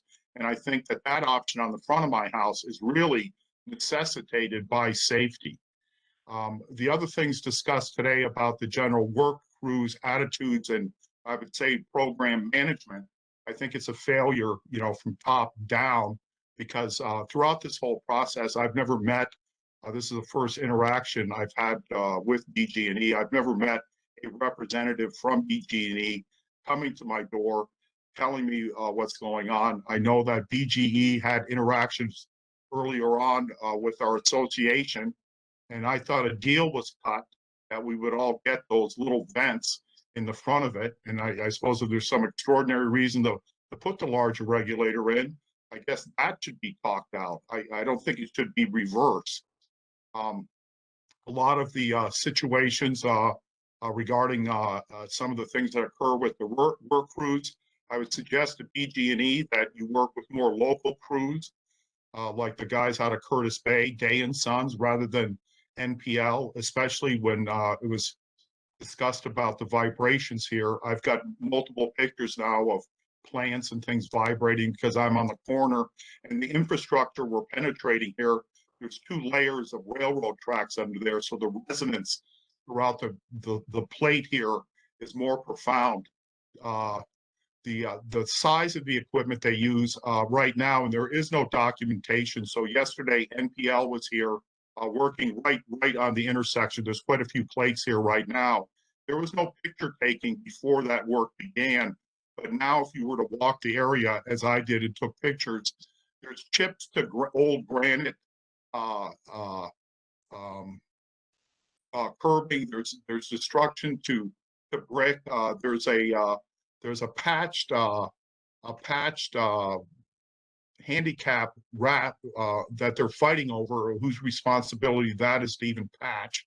And the whole area right now, the last 2 weeks, has generally seen more damage. We as taxpayers will pay for that damage because BGE, although they say they're going to restore it, there's no documentation of what is or wasn't here before provided that I saw by anyone. And now we have a lot of chips and a lot of damaged curbing, which won't be within their planned purview. They only replace what they disturb, not generally what they damage surrounding, much like I saw them damage Cindy's taps with a hydraulic pin that was just much too big for the job. So I thank you on that and for listening to me. Thank you. All right. Thank you very much. once again, I guess one of the things I would observe is that a lot of these things are either communications with BGE or execution by the contractors that, while not immediately part of our purview, are clearly concerning, and I would assume that BGE is going to respond to this. Commissioners, do we have any questions for the gentleman who just testified? And if not, BGE, can you please respond? So I apologize. I heard a lot of my connection was in and out, so I think I heard most of your concerns, Mr. Guerrero. I'm sorry if I'm saying it incorrectly, Robert. If you have specific questions about your home that didn't get satisfied or the workmanship there, let's get in touch outside of this hearing to make sure it was done properly. I heard some discussion about that. Of course, any two craftsmen who look at a project might approach it a little differently, but we can take a look at that. In terms of the restoration efforts, I would tell you, or I'd ask you, excuse me, maybe go a few blocks to the north where we've completed work, and you see largely we've done levels of paving and restoration that neighborhood hasn't seen probably in many years before that, and that's the type of treatment you can expect once we are done. Unfortunately, we would like to be at the place where we are doing that restoration work right now. We have a handful more customers to transfer to the new gas mains, and then we can retire the old ones and begin that. So we'd like to be putting that effort forth very soon. Those are my comments, Commissioner. Thank you. All right. Hi, and this is Fabiola. Can I just add, I know this is not under CHAP's purview, but we have heard from many residents here about communication and outreach concerns. Just want to let them know that internally we're looking to do better and improve our communication and our outreach to our communities. Thank you. All right. Thank you very much for clarifying that. Stacy, do we have anyone else either signed in or have phoned in to testify? There's no one else who's signed in to testify. I'm looking to see. I don't think we have any more two call-in users. Let me unmute them. But I'm going to suggest, if it's all right with you, in the interest of time, I know there's some folks who still have who've already testified who had additional questions. I'm going to provide them with information on to send that additional information, and we can share that with BGE and the commission if that's all right. That would be great. Thank you. Okay, so I'm going to unmute. If your phone number starts with 410733 and you'd like to testify on this item and you just heard 2 beeps, how would you like to testify for this item? Okay, then I guess not. And then if your phone number starts with 410926, I'm going to unmute you. How would you like to testify for this item?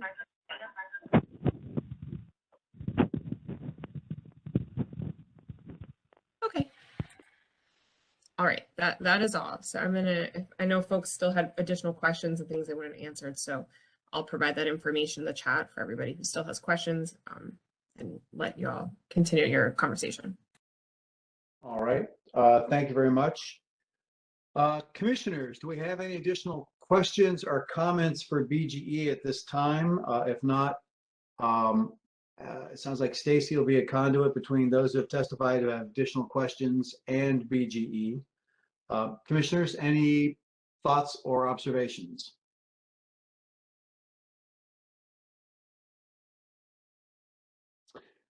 So yes, good afternoon. Just want to say, I really appreciate all the residents who really made their voices heard. I know this has been a long-standing complaint. We've gotten a lot of calls in our office. And so glad that BGE was here to answer some of those questions, but we know there's still plenty more that need to be addressed. So hopefully we can keep the lines of communication open, not only between BGE and the neighborhood, but also our office as well. And so again, thank you for everybody who participated today. Thank you, Councilman Bullock. With that, are there any other comments? And if not, we will move on to our next agenda item. Hearing no further comments, let's move on to our next agenda item, which is 835 and 837 South Dallas Street in the Fells Point Historic District. The request is concept review to construct a 3-story apartment building. The applicant is Pickle Studios and the staff reviewer is Eddie Leon. Eddie, please take it away. Chairman, commissioners, ladies and gentlemen, thank you for moving the slide. We have before you a request concept review for the height, mass, and scale approval for the property known as 835 and 837 South Dallas Street. Next slide, please. The said property is also associated and attached to properties at 832 and 834 South Bond Street. Next slide. Thank you. The project will be constructed and almost attached to the rear of 832 directly. The rear L located there would be quite nearly touching the property. There is a request as part of this concept review to remove a 1-story small shed rear addition at the back of 834. Next slide, please. Thank you. The historic maps, as I've shown, show that the L's of this particular property have grown and decreased in size over the years. The L's that are currently there are not completely the original L's that were shown here in the historic photos of them. And this particular view is circa 1928. Next slide, please. The site and condition of property is an empty lot where houses once stood. The fronts of the consolidated lots face South Bond Street with contributing early 19th century houses. The lot has been regraded and is used as a surface parking lot. The site has not been reviewed for any changes since the creation of the historic district. The buildings that once stood there were demolished before the creation of the historic district. Next slide, please. In this view, we see overhead the rear lot area, and as you can compare the rear L's of 832 and 834, you'll see that they do not match the historic map that previously was shown. There's been back and forth movement on these particular parts of the structure.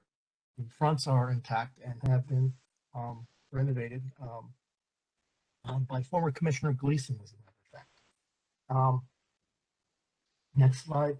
The applicants propose to construct a new 3-story, 7-bay wide apartment building that sits at 835 and 837 South Dallas Street, and which fronts 832 and 834 South Bond Street. The apartment building will have a green buffer on both the side elevations to the north and south. The entries to the units will be located on the south elevation.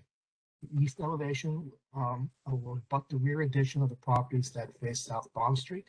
The small rear shed addition is to be removed and is considered non-contributing to the rear of 834 South Bond Street.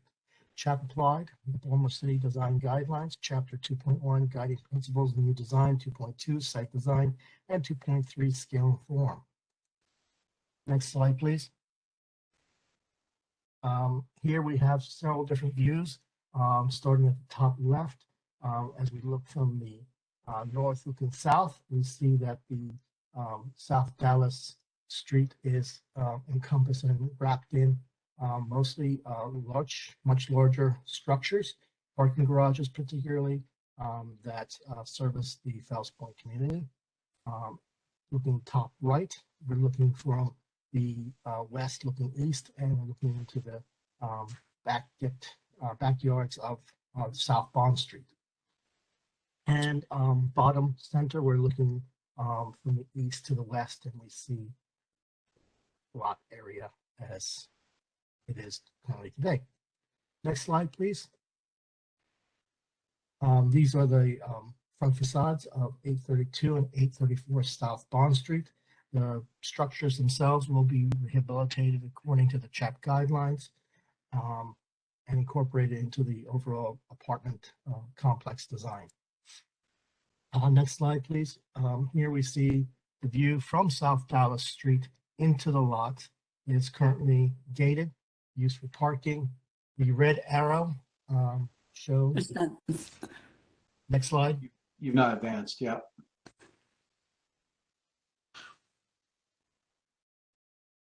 Still haven't it up There we there. go. The red arrow shows the location hidden behind bushes of the one-story rear shed that is proposed to be removed. Next slide, please. Shows a little more context of the rear backyard. As it remains, it's been repaved and no historic structures no longer exist. Next slide. Will show this is the concept and current condition of South Dallas Street looking north. The proposed structure will stand 3 stories high. Right now, they are just proposing a structural box to begin the conversation of the design. The architects do have a floodplain issue, which they have to account for the height as it is. Next slide, please, is a view looking down South Dallas Street from the north. There is not much remaining of South Dallas Street's actual historic structures. Many of the structures have been demolished over the years, all prior to the designation of the historic district. This new structure would be opposite of the much higher parking garage. Next slide, please. Is the floor plan on the bottom of the units being proposed. The top is the site plan map that shows that the structure will be centered along in the back and give a buffer border to the north and to the south, a green area that on the south side will be primarily the entrances to the each of the units. Next slide, please. Next slide, please. Overall, the site is a paved lot with 2 historic buildings once stood. These houses were demolished for the creation, prior to the creation to the historic district. The site is surrounded by other empty lots that once had houses. The proposed early concept of the new building will be contemporary in its finish, but will be a simple rectangular volume at the moment. The proposed building will sit along the edge of the South Dallas Street sidewalk, similar to the handful of remaining buildings found on the street. The building will be placed in the center site, which creates a buffer from both the north and south property lines. Proposed design intends to be minor and secondary to the historic front buildings on the site that are on South Bond Street. The building is set back over 60 feet from the more historically attacked South Bond Street elevation and not visible from the public right-of-way on South Bond Street. There are no original buildings remaining that border the site on South Dallas Street. The proposed building does not directly face the South Dallas Street elevation due to the numerous individual units that have individual entrances. This portion of South Dallas Street no longer has the original historic context. The majority of buildings were, as I said, demolished for new parking garages or other expansion of properties that border South Bond Street. The proposed apartment buildings are proposed to be no more than 3 stories and complements other surrounding or remaining buildings on South Dallas Street and South Bond Street. The South Dallas Street context has been adversely altered with the construction of the parking garage. The applicants are requesting a review of the basic massing.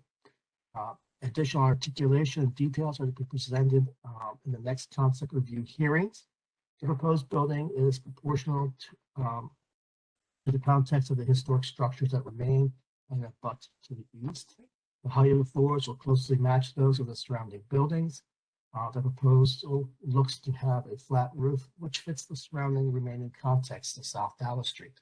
Here we see a view of the proposal as if you were looking just over and through the parking garage on South Dallas Street. To the top left is the structures that face South Bond Street. Next slide, please. And this view gives the proposal, shows the proposal as it would be viewed looking east to west over top of South Bond Street, the historic buildings on the bottom right. Next slide, please. Analysis. Staff finds that the proposed constructions meet the CHAP design guidelines in height, massing, and scale. That applicants are requesting a review of the basics for the proposal and will return to both the CHAP Architectural Review Committee and the full commission for further review of the design, concept design of the exterior elevations. A small one-story shed at the rear 834 South Bond Street is not considered contributing to the history or significant to the history of the historic district and therefore can be removed. Neighborhood comments. The Fells Point Design Review Committee reviewed the original 4-story proposal and conveyed several concerns. The design team took the comments and revised the proposal to reflect their concerns, including reducing the height by 1 story. Recommendation, staff recommends approval of the height and massing scale. Staff recommends that the applicant return to the full commission for the concept review of the design. Thank you. All right. Thank you, Eddie. And sort of be clear about this, the initial proposal we received was a story taller, and the initial feedback the applicant received was, hey, this is kind of aggressive, and they've already come back and taken a floor off of their proposal. Is that correct? Correct. They are using the same virtual skin for the moment, but they just really reduced the overall height as the main change. All right. Thank you very much. Commissioners, do we have any questions of Eddie? There are, I apologize, Commissioners, we did receive a letter of support from a Mr. Brian Seal supporting the project at 832 and 834 South Bond Street. I'll include those and upload those to the website. But briefly, there are more people that are looking for tiny house living situation where people are able to live alone or who want space that does not require them to get a roommate. This location is great as it's very close to the waterfront and to the multiple parking garages, which take away the need for additional off-street parking. It will also help to activate Dallas Street a bit, which has suffered from some poor historic planning decisions, leaving it basically acting as a place to store cars. The development will take some of that space and turn it into a place for at least 21 people to live. There is comment and concern letter from the Fells Point Residents Association, who are not in support of the 4-story structure. Also the comments from the Design Review Committee were uploaded to the website. All right. Thank you very much. Commissioners, do we have any questions for Eddie? Hearing none. Stacy, who is signed in to testify on this matter? Do we have First, I'll let have Kapow, then first the architect speak. So Kapow, you've been unmuted. Good afternoon to the commission and everyone here. I was just mentioning in the chat that I'm here to answer any questions. I have no testimony at this time, but again, happy here to address any questions or concerns. I guess I would offer that you've been requesting height scale massing for initial approval. Do you have any questions or thoughts about the next iteration that will include material selection, additional detailing of the facade, or anything else you could offer at this time, or guidance you're looking for at this point? We don't have any questions at this time. We feel confident that we will have a a great design process, not only with internally with our team and of course with the development team, but we'll be in concert with Eddie Leon, CHAP staff, as well as the FTRC, as well as the community. So again, here we're just looking at massing scale proportion. And we look forward to developing the architectural detail, materiality, articulation into the next round. And we'll be making sure to work with the community, to inform them of what we're doing in terms of the design. Yeah, and then just as a reiteration too, there were other comments from FDRC, and we addressed the largest one, which obviously was the building height. We took that down, approximately 10 feet, so we're below our buildable, max buildable within our zoning, and so we wanted to make sure that we're complementary to the area, to the buildings around us. So that was a big one from the FDRC. FDRC did make comments about articulation and in terms of how we express the project to Dallas Street and our articulation and sort of how we meet the existing buildings as well. So we've told them that we will be looking at that in the next round. So that's all. All right, thank you very much. Commissioners, do you have any questions for Kapow? This is Commissioner Powell. I was curious if I heard you say that by reducing the mass by 1 story, you are within certain criteria for zoning, but will there be any zoning variant? This is just a curiosity. Any zoning variance required for unit density or anything else? There will be some variances. Nate Prettle's on the call, and he can address those in particular. All right, thank you very much. Commissioners, any other questions for Kapow? If not, we'll then bring Mr. Prettle up. This is Commissioner Arnon. I just have a quick question, which is, are you planning to put rooftop units on the roof? And if so, will they be peeking up over your parapet? I mean, will they be visible? We have not finalized our HVAC design. We're not sure if we're going for mini splits or rooftop units or split units. We do have opportunity to put them on the site next to us if we need. I mean, the site next to us, meaning the setback that we've created for the backyards. But we also have some rooftop areas that we were going to do rooftop decks, but we just decided to keep that low so we can keep our building low. I think the idea would be that if we have rooftop units, we can certainly recommend or propose a taller parapet to try to mask that as much as possible. But again, to the specific question, we haven't designed our HVAC system yet, so we're just not quite sure what we're doing here in terms of the actual unit type. Okay. All right. Thanks for being honest.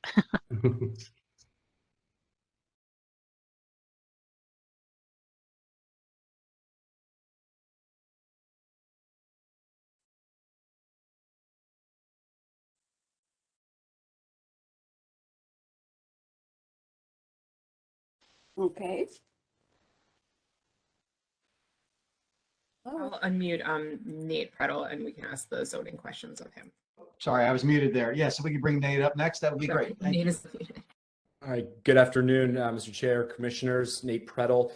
Just to quickly address the zoning question, yes, there will be variances that are required and we will go before the BMZA, but I should mention that the degree and number of variances has been significantly that we will have to obtain has been reduced due to the lessening of the scope and size of the project. And it's a really unique site that is actually split zoned. It's C1 on Bond Street, R8 on the back, and we have a building that spans both zoning districts. So they're really, I look at them more as technical variances, and I will can get into it in much more detail, but I think I'd rather save that for the zoning board. But to answer it, yes, there will be zoning action needed.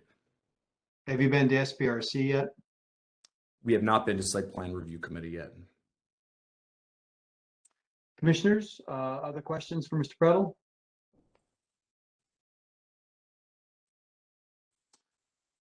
Hearing none. Thank you very much. Stacy, is there anyone else signed in to testify on this matter? Yes. Greg Rapisarda. I'm gonna unmute him. No. Okay, Greg, you've been unmuted. Okay, thank you very much. Hi, Greg Rapisarda. I'm an attorney with Saul Ewing, Arnstein and Lear, and I represent Mr. Matthew Ackman, who is the resident at and owner of 828 South Bond Street. Okay. All right, so I guess just a very short bit of background for this. Mr. Ackman owns the house. This house is his house, and his property is directly next to and abuts where this proposed apartment complex and multifamily conversion will be. Okay. He has his house is unique. It's one of a kind. You can see his backyard, the courtyard, and the in-ground pool from the slides that the applicant was showing earlier. Okay. That's just to say that Mr. Ackman is absolutely impacted by this. He has a substantial interest in evaluating the materials of the project details and then providing some comments. And in fact, he's in the last 2 weeks, he found out about this about 2 weeks ago, right around the time a lot of people in the community found out about it. It may go back longer, but that's when people found out about it, because the DRC meeting between the applicant and DRC was 2 weeks ago. It was on February 22nd. So Mr. Ackman found out about it, and then he was reaching out to engage me as a land use attorney. He was reaching out to other people to get information. 2 days after that DRC meeting, they had a video conference where the applicant went through a slideshow of some kind. I wasn't there. And discussed or mentioned different changes, just like they did in this presentation, but we had not been able to actually see, evaluate, and put our fingers on this evidence that the DRC concerns have been addressed and that it's going to comply with the design guidelines. And in fact, so big picture is that just looking under the historic preservation rules and regulations, this application package, because the community, DRC, have not had the opportunity to review what we learned today are these updated materials, that is not compliant with the rules and regulations, and the commission could deny or disapprove it, which would essentially kick it back so that the applicant would meet with staff, connect with DRC, do all the same things that they have said they are going to do anyway. There was a reference about working with the community, but the entire world of this community outreach has been in the last 2 weeks. It started with the DRC meeting, then where there were a lot of concerns expressed, and then a virtual meeting with the Fells Point Residents Association and community members. And so just looking at the rules and regs, look at section 3.4, it's major projects. And this is the procedure for all major projects, of which this Dallas Street proposal is one of them. It requires, number 4, requires that the plans, the original plans and updates, be circulated so that the neighborhood association and community members have up to 20 days to review and comment before the hearing. And frankly, and I'm not just trying to complain about it, because we have been looking everywhere. If we had gotten it 2 weeks ago, we wouldn't be asking you to deny or to postpone this. But we really have no other choice. Up until this hearing started, up until the applicant, I mean, we were here for a couple of hours when the hearing started, but up until this applicant's presentation, we haven't seen any of this information. We don't know how they've addressed or want to address or have tried to address the DRC concerns.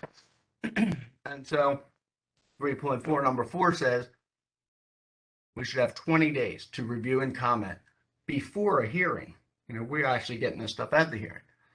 And then also under 3.4 for major projects is number 5. And that says the application should engage the neighborhood association and the community throughout the process. And throughout implies updating and providing this information so that we can take a look and actually provide comments not only to the applicant but to the commission. And then just the very next one is number 6, and that's the third example of noncompliance. And that requires the applicant to submit copies of all materials to CHAP, hard copy, electronic copy, any updates or amendments 25 days before the hearing. And that 25 days provides a minimum window of time so that staff can review, DRC can look at, or ARC, the neighborhood association and individual neighbors. And in my case here, Mr. Ackman, who's right next door to all of this. In one way, I would love that he would have just not felt the need to hire an attorney and have to do that. But at the same time, the way the regulations are and the way things can get approved sometimes, you can get lost in the cracks if you don't know them. And so that's why, for those 3 violations that I just outlined there, or non-compliant, we just ask that you kick it. And you kick it either by disapproving it, which is without prejudice, so it just means they have to amend the application, or postpone it in order so that they can update the community, Mr. Ackman, and we can evaluate these materials and actually provide some type of coherent comment, not with more time than we've had during this 10 minutes before I got to speak. Most of these slides I hadn't seen before. Many of them I hadn't anyway. Some I had because they were in the original proposal. So ultimately, that's what we're asking right now, is that you either disapprove this or postpone it so that we have the time, we can get the materials and have the time. Because making a decision today or evaluating the mass and proportion and height, if a decision is made to approve that today, then Mr. Ackman is severely prejudiced. There will have been a decision that this massive apartment complex will be allowed. The design at that point will only be talking about design factors. And I think that Mr. Ackman and other members of the community are entitled and want to provide input, but they're entitled to. They absolutely have standing and a vested interest here that they should be able to review the materials in a reasonable amount of time and comment with the applicant, the DRC, CHAP staff, or whatever else it might be. So I think I will stop there. If you're not inclined to either grant a disapproval or table this or ask or postpone it, table it, I guess I've seen that phrase in the rules and regulations. If you're not inclined to do that, then I do have a handful of substantive comments that I could bring to your attention. But in a better world, we should have a little more time to put those together, and I can consult with Mr. Ackman and all that. So anyway, that's where I'll end for now, and we ask that that's where we are. We need time to look at this and actually get copies of this. That's what we ask. Denial or table the decision without considering it until we can actually provide some type of testimony and evidence. Thank you very much. Thank you very much, sir. Commissioners, do we have any questions for Mr. Ackman's counsel?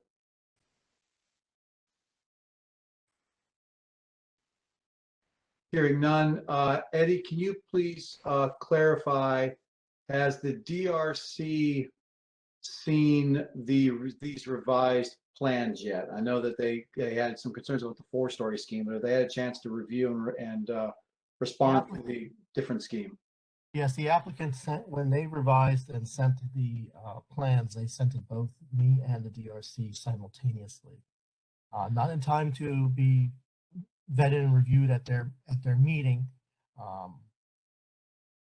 but they were in receipt of it, and I have heard nothing from them regarding the revisions. the, so that's where we stand with the review of the DRC on this. You've heard nothing from them, but they've not had the chance to review them though either, it sounds like. Correct. They haven't had a chance to review the revisions, which were, but they did review the original project and the 4-story, and the comments from their meeting are in the Wix site, as you've seen, and the applicants simply turned around and made changes to in accordance with those recommendations. Okay, thank you very much. Stacy, who else is signed in to testify, if anybody? No one else has indicated they want to testify. Looking to see if anybody is still on the phone. But Kapalin also offered to address the concerns of the previous person, if that is acceptable. I'm sorry, once more, please, could you restate that? Sorry, I said no one else is signed in to testify.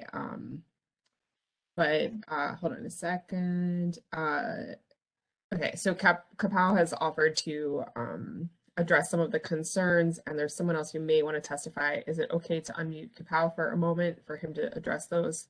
If he wants to address one or two of the questions, that's fine, but he hasn't had the chance previously to testify.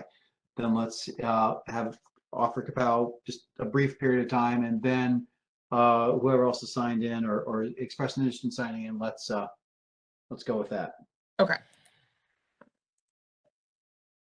Thank you, Commission. I just wanted to reiterate before, in terms of the process that we've already started, just again, very early on in this design and the process for us is very much in the early stages. We did develop or set up two different design sessions with Eddie, Leon, CHAP staff, actually even before the break, even before the holiday. We've been working on this with them just to get some initial reaction about how the site development could go. And so we've worked with Eddie one-on-one for a little while now. And then again, yeah, to the point of to get onto the FDRC and the CHAP Commission, we obviously would have to get the proposal to you in a matter of time to be able to even be here. So we definitely got the package over to you 25 days, actually probably earlier than that, to the CHAP and FDRC committee. And again, one of the biggest concerns there was the height. So we wanted to make sure that we did our part to listen to them, and we brought the building down, quite substantially to meet the comments from the FDRC as well as CHAP staff.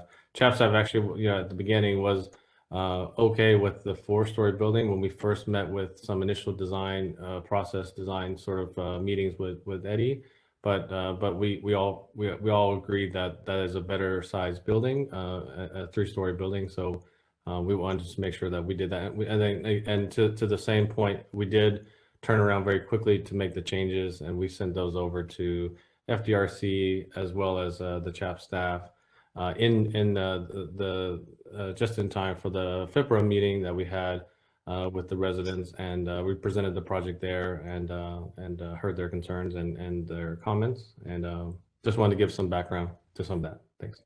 Are you aware of any pressing challenges to your design and development schedule? Do you have, is the property going to fall out of contract? Do you have a limited due diligence period? Is there a change in zoning that would prompt an immediate review of this current scheme? Nothing. I don't recall anything that's to that level.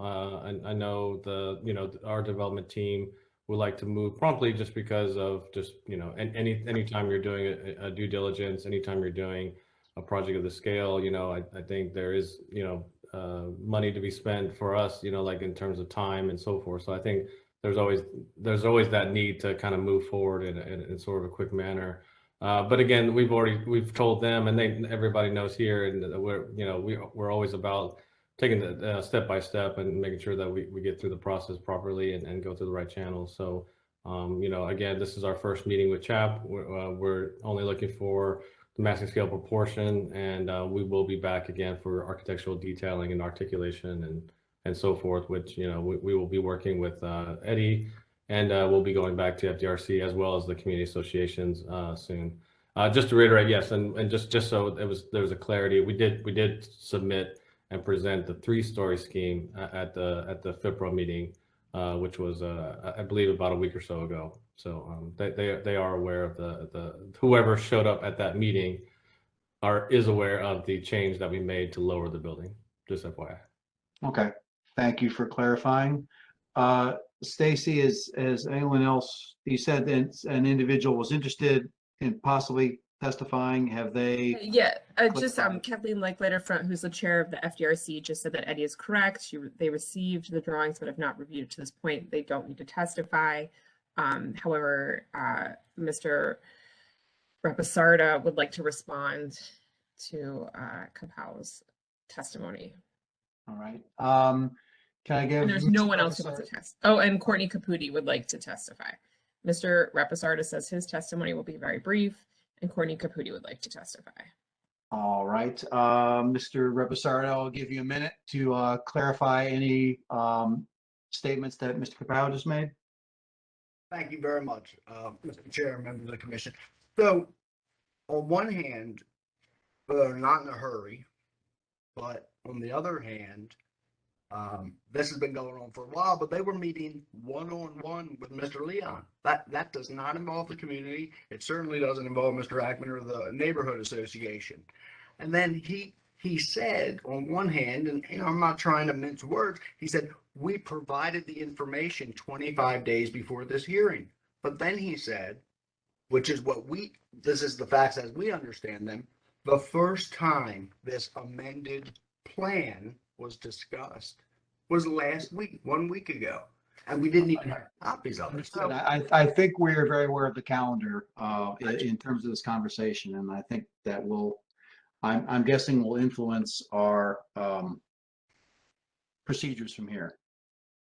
fantastic. Then I won't continue, and I'll just hope that you give us the time to do this right, given Mr. Ackman's investment and his interest in having some type of. So thank you. Thank you, sir. All right, and we had one other person, Stacy. Yes, Courtney Caputi. I'm going to unmute her. Okay. Courtney's been unmuted. Hi, thank you very much. I'm a Fells Point resident. I live on Shakespeare Street. I attended the Fells Point Residents Association meeting, which was 6 days ago, which was the first time I had heard anything about this project, as was the case, I think, with everyone, except for perhaps Mr. Ackman, the next door neighbor. From my perspective, the guts of this project are all about height and massing. And if the architect and the developer are sincere in their interest in working with the community, I think the board really needs to postpone this or defer it until they've had an opportunity, because once you approve the incredible height and massing of this structure, anything else are just minor, very minor details. And I know it sounds pejorative, but it's like putting lipstick on a pig at that point. I mean, there's not a lot the neighborhood can do and not a lot of positive impact once you've approved a structure that dwarfs the size of the adjacent residential structures. Thank you. Thank you very much. Commissioners, any questions for Ms. Caputo? Hearing none.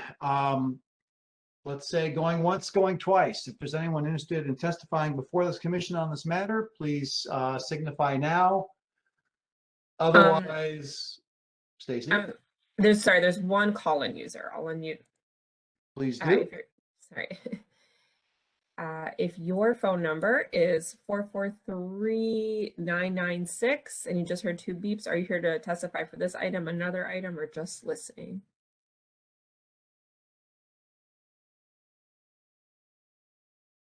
Okay, I guess they're just listening. All right. There is no one else who has indicated they want to testify. All right, so we will now close public testimony on this matter and go to deliberations. Commissioners, shall we discuss? Yeah, can Tom or Eddie, can you guys please clarify the contradiction here between the meeting the review period requirements that are in our guidelines? It sounds like the discrepancy is between the original proposal and then the reduced height proposal. And what I'm not entirely clear on is whether that reduced height proposal, which was a response to the FDRC comments, also needs to fall within that 25-day review period. Commissioner, the development team sent us in a timely manner the proposal. We shared it with the DRC, which then scheduled it according to their schedule. We don't control their schedule when they have their reviews. As a result of their meeting with the development team, the development team immediately responded and made changes. In past hearings, when we were live, development teams would sometimes make and provide and show changes the very day of the public hearing. So it's not unusual that a development team that wishes to follow the suggestions of the design and community will all do the responses to appease the community. So to put it to be more clear about Commissioner Rodon's question, though, that the initial submission was done within the beyond the 25-day window. After they received response, it's my understanding that the design team got the comments back from the DRC and then quickly turned around a revised proposal. But that sounds like that was maybe 6 days ago. So it's not been out there a long time. And it seems that the DRC has not had a chance to review the revised proposal and comment on it. If I'm not mistaken from the testimony, it's been shared with the community, but a formal response has not been received yet. Is that correct, Eddie? Correct. We do not have a formal response because they haven't formally reviewed the revisions. Okay. Other questions or comments, commissioners? Motions are welcome as well. Commissioner Mosca here. If we were to table this for a month, would that give them, all parties, time to review and comment? It certainly should. And would put it back within the statutory 25-day review.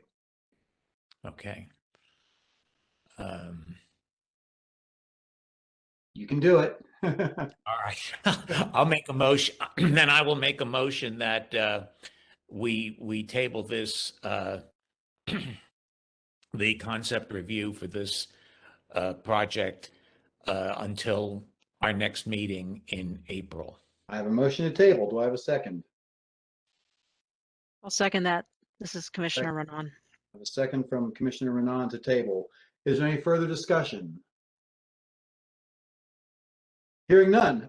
With that, Eric, will you please call the roll on the motion to table? Yes, Commissioner Powell, Aye. Commissioner Bryant, Aye. Commissioner Dennis, Aye. Councilman Bullock. Did we I lose? believe it too. Okay. Commissioner Renan, Aye. Commissioner Mosca, Aye. Commissioner French, Aye. and Commissioner Edwards.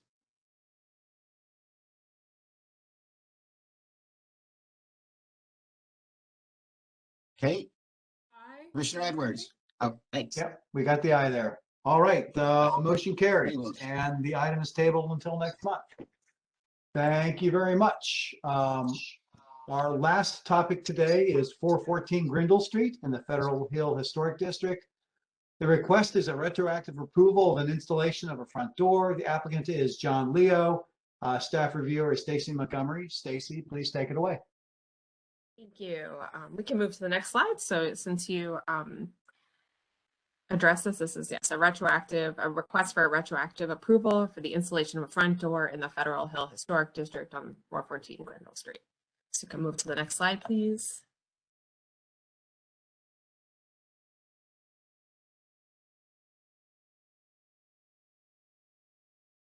Slide, please. Yep, there we go. Okay, and here we see 414 Grindle Street in the Federal Hill Historic District. This block of Grindle Street is between Riverside Avenue and Covington Street, Hamburg Street, and Cross Street. And the Historic District is within the blue shading. Next slide, please. And here we see an aerial view of the site in the Federal Hill Historic District, which the Federal Hill Historic District is situated on a street grid with names retained from its original development. Federal Hill demonstrates distinctive characteristics of a significant place combining various architectural styles and workmanship, well preserved over the course of its long history. Federal Hill comprises about 24 city blocks just south of the Inner Harbor. At its northeast corner, Federal Hill Park, which isn't far from here, rises steeply from Key Highway, overlooking the downtown skyline and providing open recreational space for the community. Next slide. Here, oh, no, that's fine. This is just more views of 414 Grindle Street. You can see here, there's a Grindle Street is the rears of these properties are not accessible by any kind of driving. Next slide, please. Next slide. This is a view of 414 Grindle Street looking east. Next slide, please. And this is 414 Grindle Street looking west. And then the next slide, please. Okay, we'll stop here for a minute. So this property is a two-story, two-bay brown brick neoclassical style row house with a metal cornice. The row is part of 8 constructed from 1907 to 1908 by architect Walter Hampson, who had constructed similar rows close by in Federal Hill. The row sets on a high hill above Grindle Street with about a dozen steps leading from the sidewalk to the front door. The window and door on the first story have round arch lintels with a rounded transom over the front door. The front door on this property was, prior to this door, a 6-panel wood door, like many others on the block, but it was recently replaced with an aluminum-clad door with 5 lights. That was in July of 2021. Next slide, please. This is just across, down on the other side of the block, that 400 block of Grindle Street. This row was also designed by the same architect, Walter Hampson. So you can see the similarities in the cornice, the arched first story windows and transom over the door, and then the doors there, except there's just not that steep hill leading up to them. Next slide, please. And then this is actually on the next block south on the 410 to 420 East Cross Street, another block also designed by architect Walter Hampson. You can see a lot of similarities here, the same doors and windows on the first story. The cornice is a little bit more ornate here, but a very similar block. Next slide, please. And so here we have that property again. Okay. Next slide, please. So this is the background. There's 2 parts of the background. The first is really the timeline of the owner and how they took ownership. They did some work to the property and that timeline and how it lines up with the designation of the Federal Hill Historic District. So if we can go to the next slide. So here in November of 2015, the applicant purchases the property.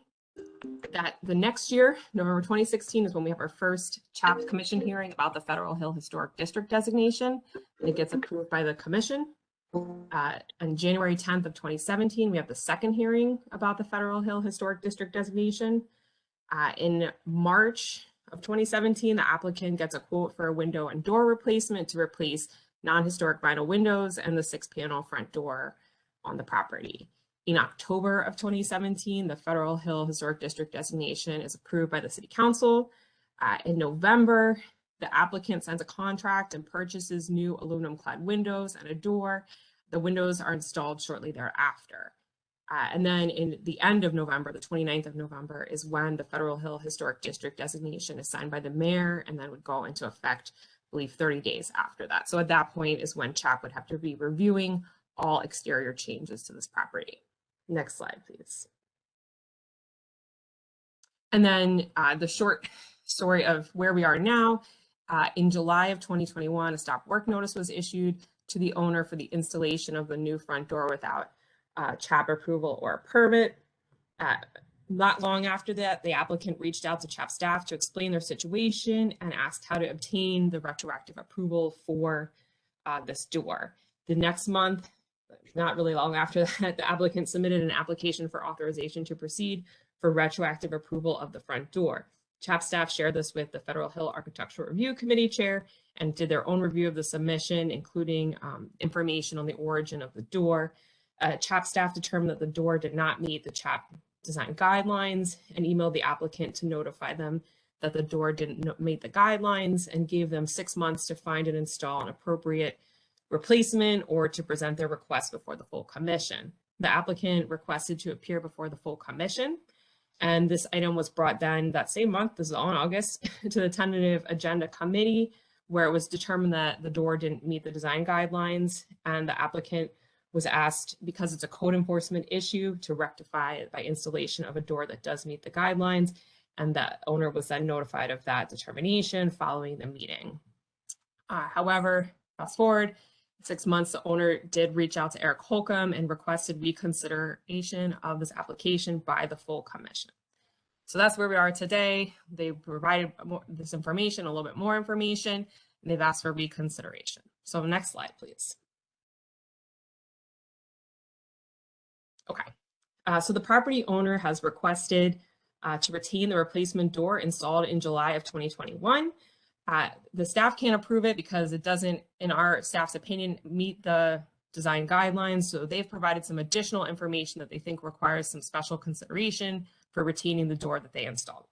So that information includes, first, that the door was purchased prior to the historic district designation being in place, and that the cost to install the door was all that prevented it from being installed in 2017 when the windows were replaced. Second, that the pandemic has further delayed the ability to install the door. Third, that the door is a custom door. It's designed to fit the historic opening, so they did not have to widen or change the size of the opening.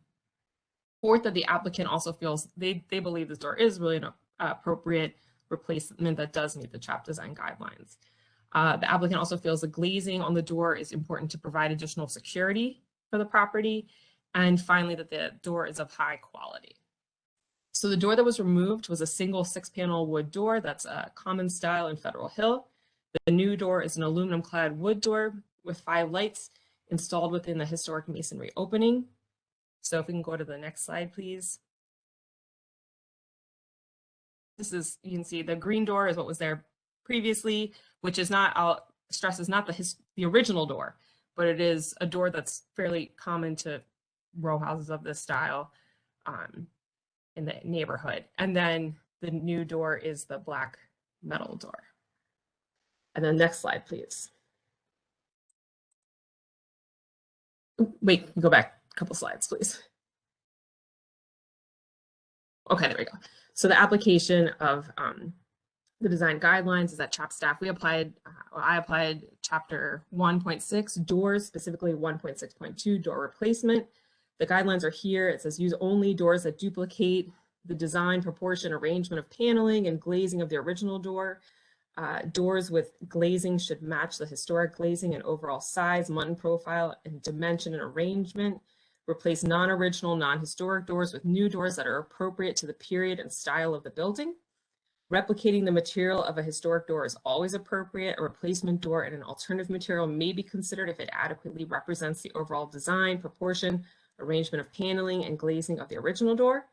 And maintain the original shape and size of the historic doorway. In most cases, do not decrease the size of the doorway opening by partially infilling it.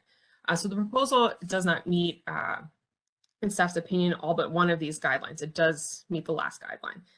The new door does not replicate the design, arrangement, paneling, or glazing of the previous door or a door that would have been installed historically. The previous door was not original. However, the 5-light replacement door is not appropriate to the period or style of this building. This is a row house that's a 2-story neoclassical building with simple details. the door would have either been a 4 or 6 panel wood door, or a door with one large glazing, like a Canton style door. And the new door is an aluminum clad wood door, while the original door was wood.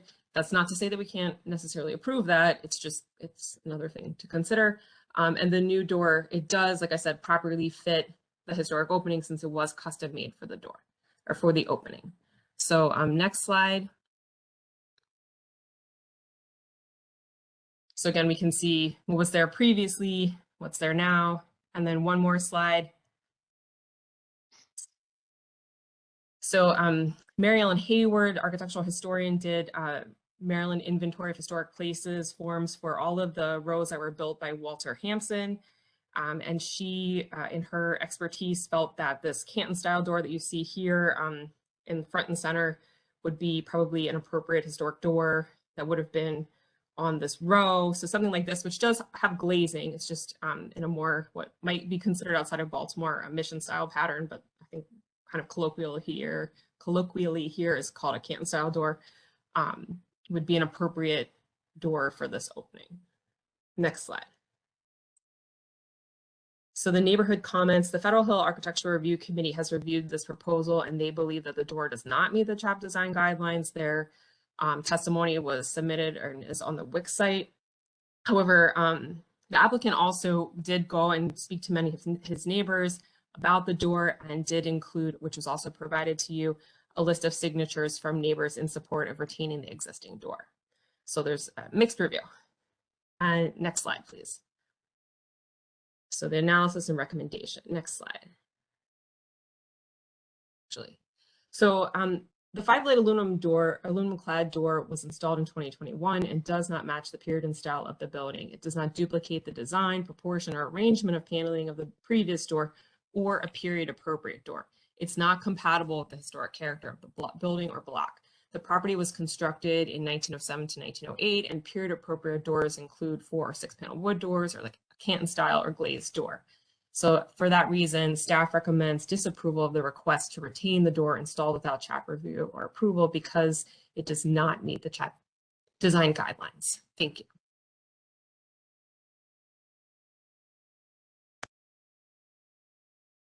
All right, thank you very much. Commissioners, do we have any questions for Stacy?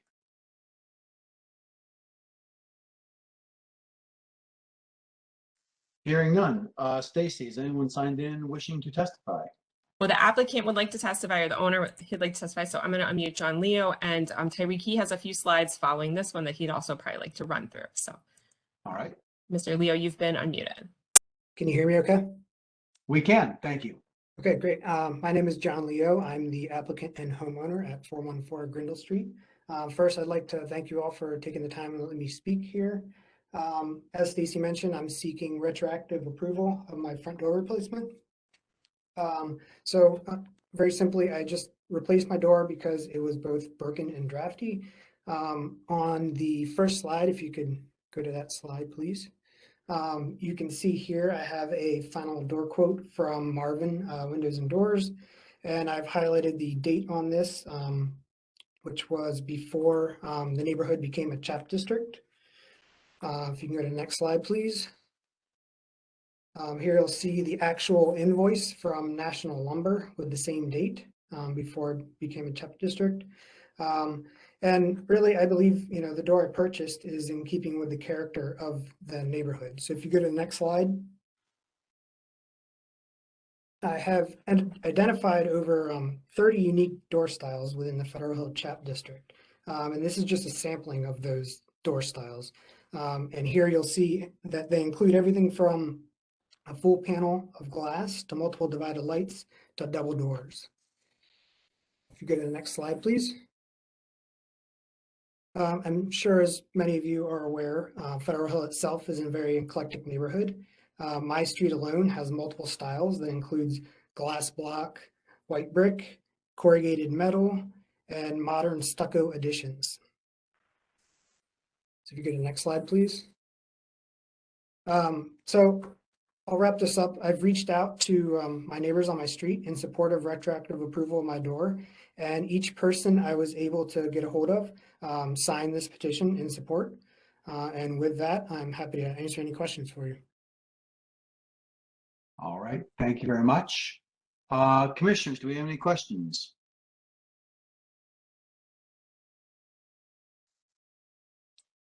Hearing none. Thank you. Stacy, is anyone else signed in who'd like to testify on this matter? No, I don't see anybody else. So it's going once, going twice.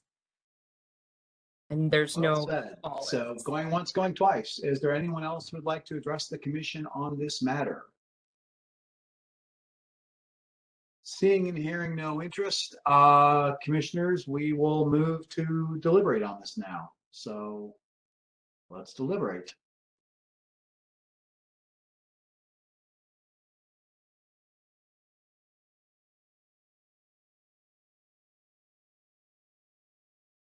Anyone? So let's start framing the dialogue here. Seems like there's a couple of cross currents we're wrestling with here. The door, and we did clarify when we initially received this application, we did ask that the applicant document that the door had indeed been purchased prior to the designation as a CHAP district. And the applicant did confirm that. So the door was purchased prior to that. And the question is then, with that, does that any sort of mitigating circumstance versus the fact that the door is, in the opinion of staff, not compatible? And the question would then be, with some of the testimony we received about the wide variety of doors in the neighborhood, the majority of which were installed prior to the local historic district designation. Is it just kind of a grab bag of an infinite number of door styles, and we should just ignore the precedent? This is Commissioner Powell. I think that that's the challenging thing. Obviously, the precedent photos precede the district. And so, you know, precedent isn't really the question for me. The question is, you know, when was the door purchased? And that's the question I'd rather talk about, I guess. And what are your thoughts on that? I was waiting for Commissioner Renan to say something. Looked like she was about to speak. The door was purchased before the creation of the CHAP district, right? That is correct.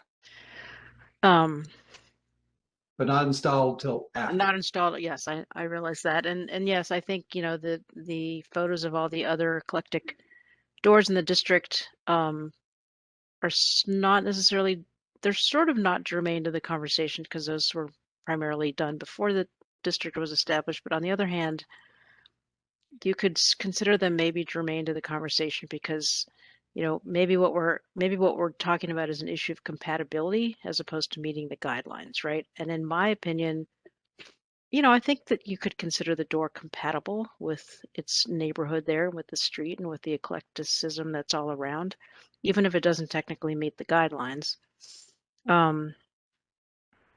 So, you know, I'd be inclined to go ahead and, you know, again, because the door was purchased but prior to the district being established, I'd be inclined to kind of look at this, you know, give it a little leeway and approve make a retroactive approval. So basically disapprove staff's recommendation. All right. Are there other thoughts on this? Commissioner Mosca here. I would also add the fact that the neighbors are in support, and that too, I think, puts it over the hump, at least for me, to support the retention of the door, particularly since it was purchased before the area became an historic district. So I would agree with that. I believe Commissioner Edwards was attempting to say something. Yes, I was going to say that I also agree with the two statements that were made previously, and I'd be willing to do a motion unless there's more discussion. All right, well, let's, if you want to make a motion, that is certainly, you're more than welcome to do that. So I would make a motion that we retroactively approve the door installation and, or I guess, disapprove staff recommendation. All right, so we have a motion to approve the retroactive installation of the door, which is counter to staff's recommendation for disapproval. Do I have a second? I'll second that. I have a second from Commissioner Renan. Is there any further discussion on this? Commissioner, those of you who didn't have a chance to speak, this is your last chance. Hearing none, we have a motion to approve the installation of that door retroactively. Eric, will you please call the roll? A vote of aye signifies approval of the door and disapproval of the staff recommendation to disapprove. Commissioner Powell, Aye. Commissioner Bryant, Aye. Commissioner Dennis, Aye. Commissioner Renan, Aye. Commissioner Mosca, Aye. Commissioner French, Aye. and Commissioner Edwards. Commissioner Edwards made the motion, so. I'm just having trouble with my mic today, apparently. Can you hear me now? Aye. We can, yes, we received your vote. Thank you very much. The ayes have it. The door is retroactively approved. With that and the fact that there is no further business before this commission on this fine day, we are adjourned. Thank you all, and we'll see you next month.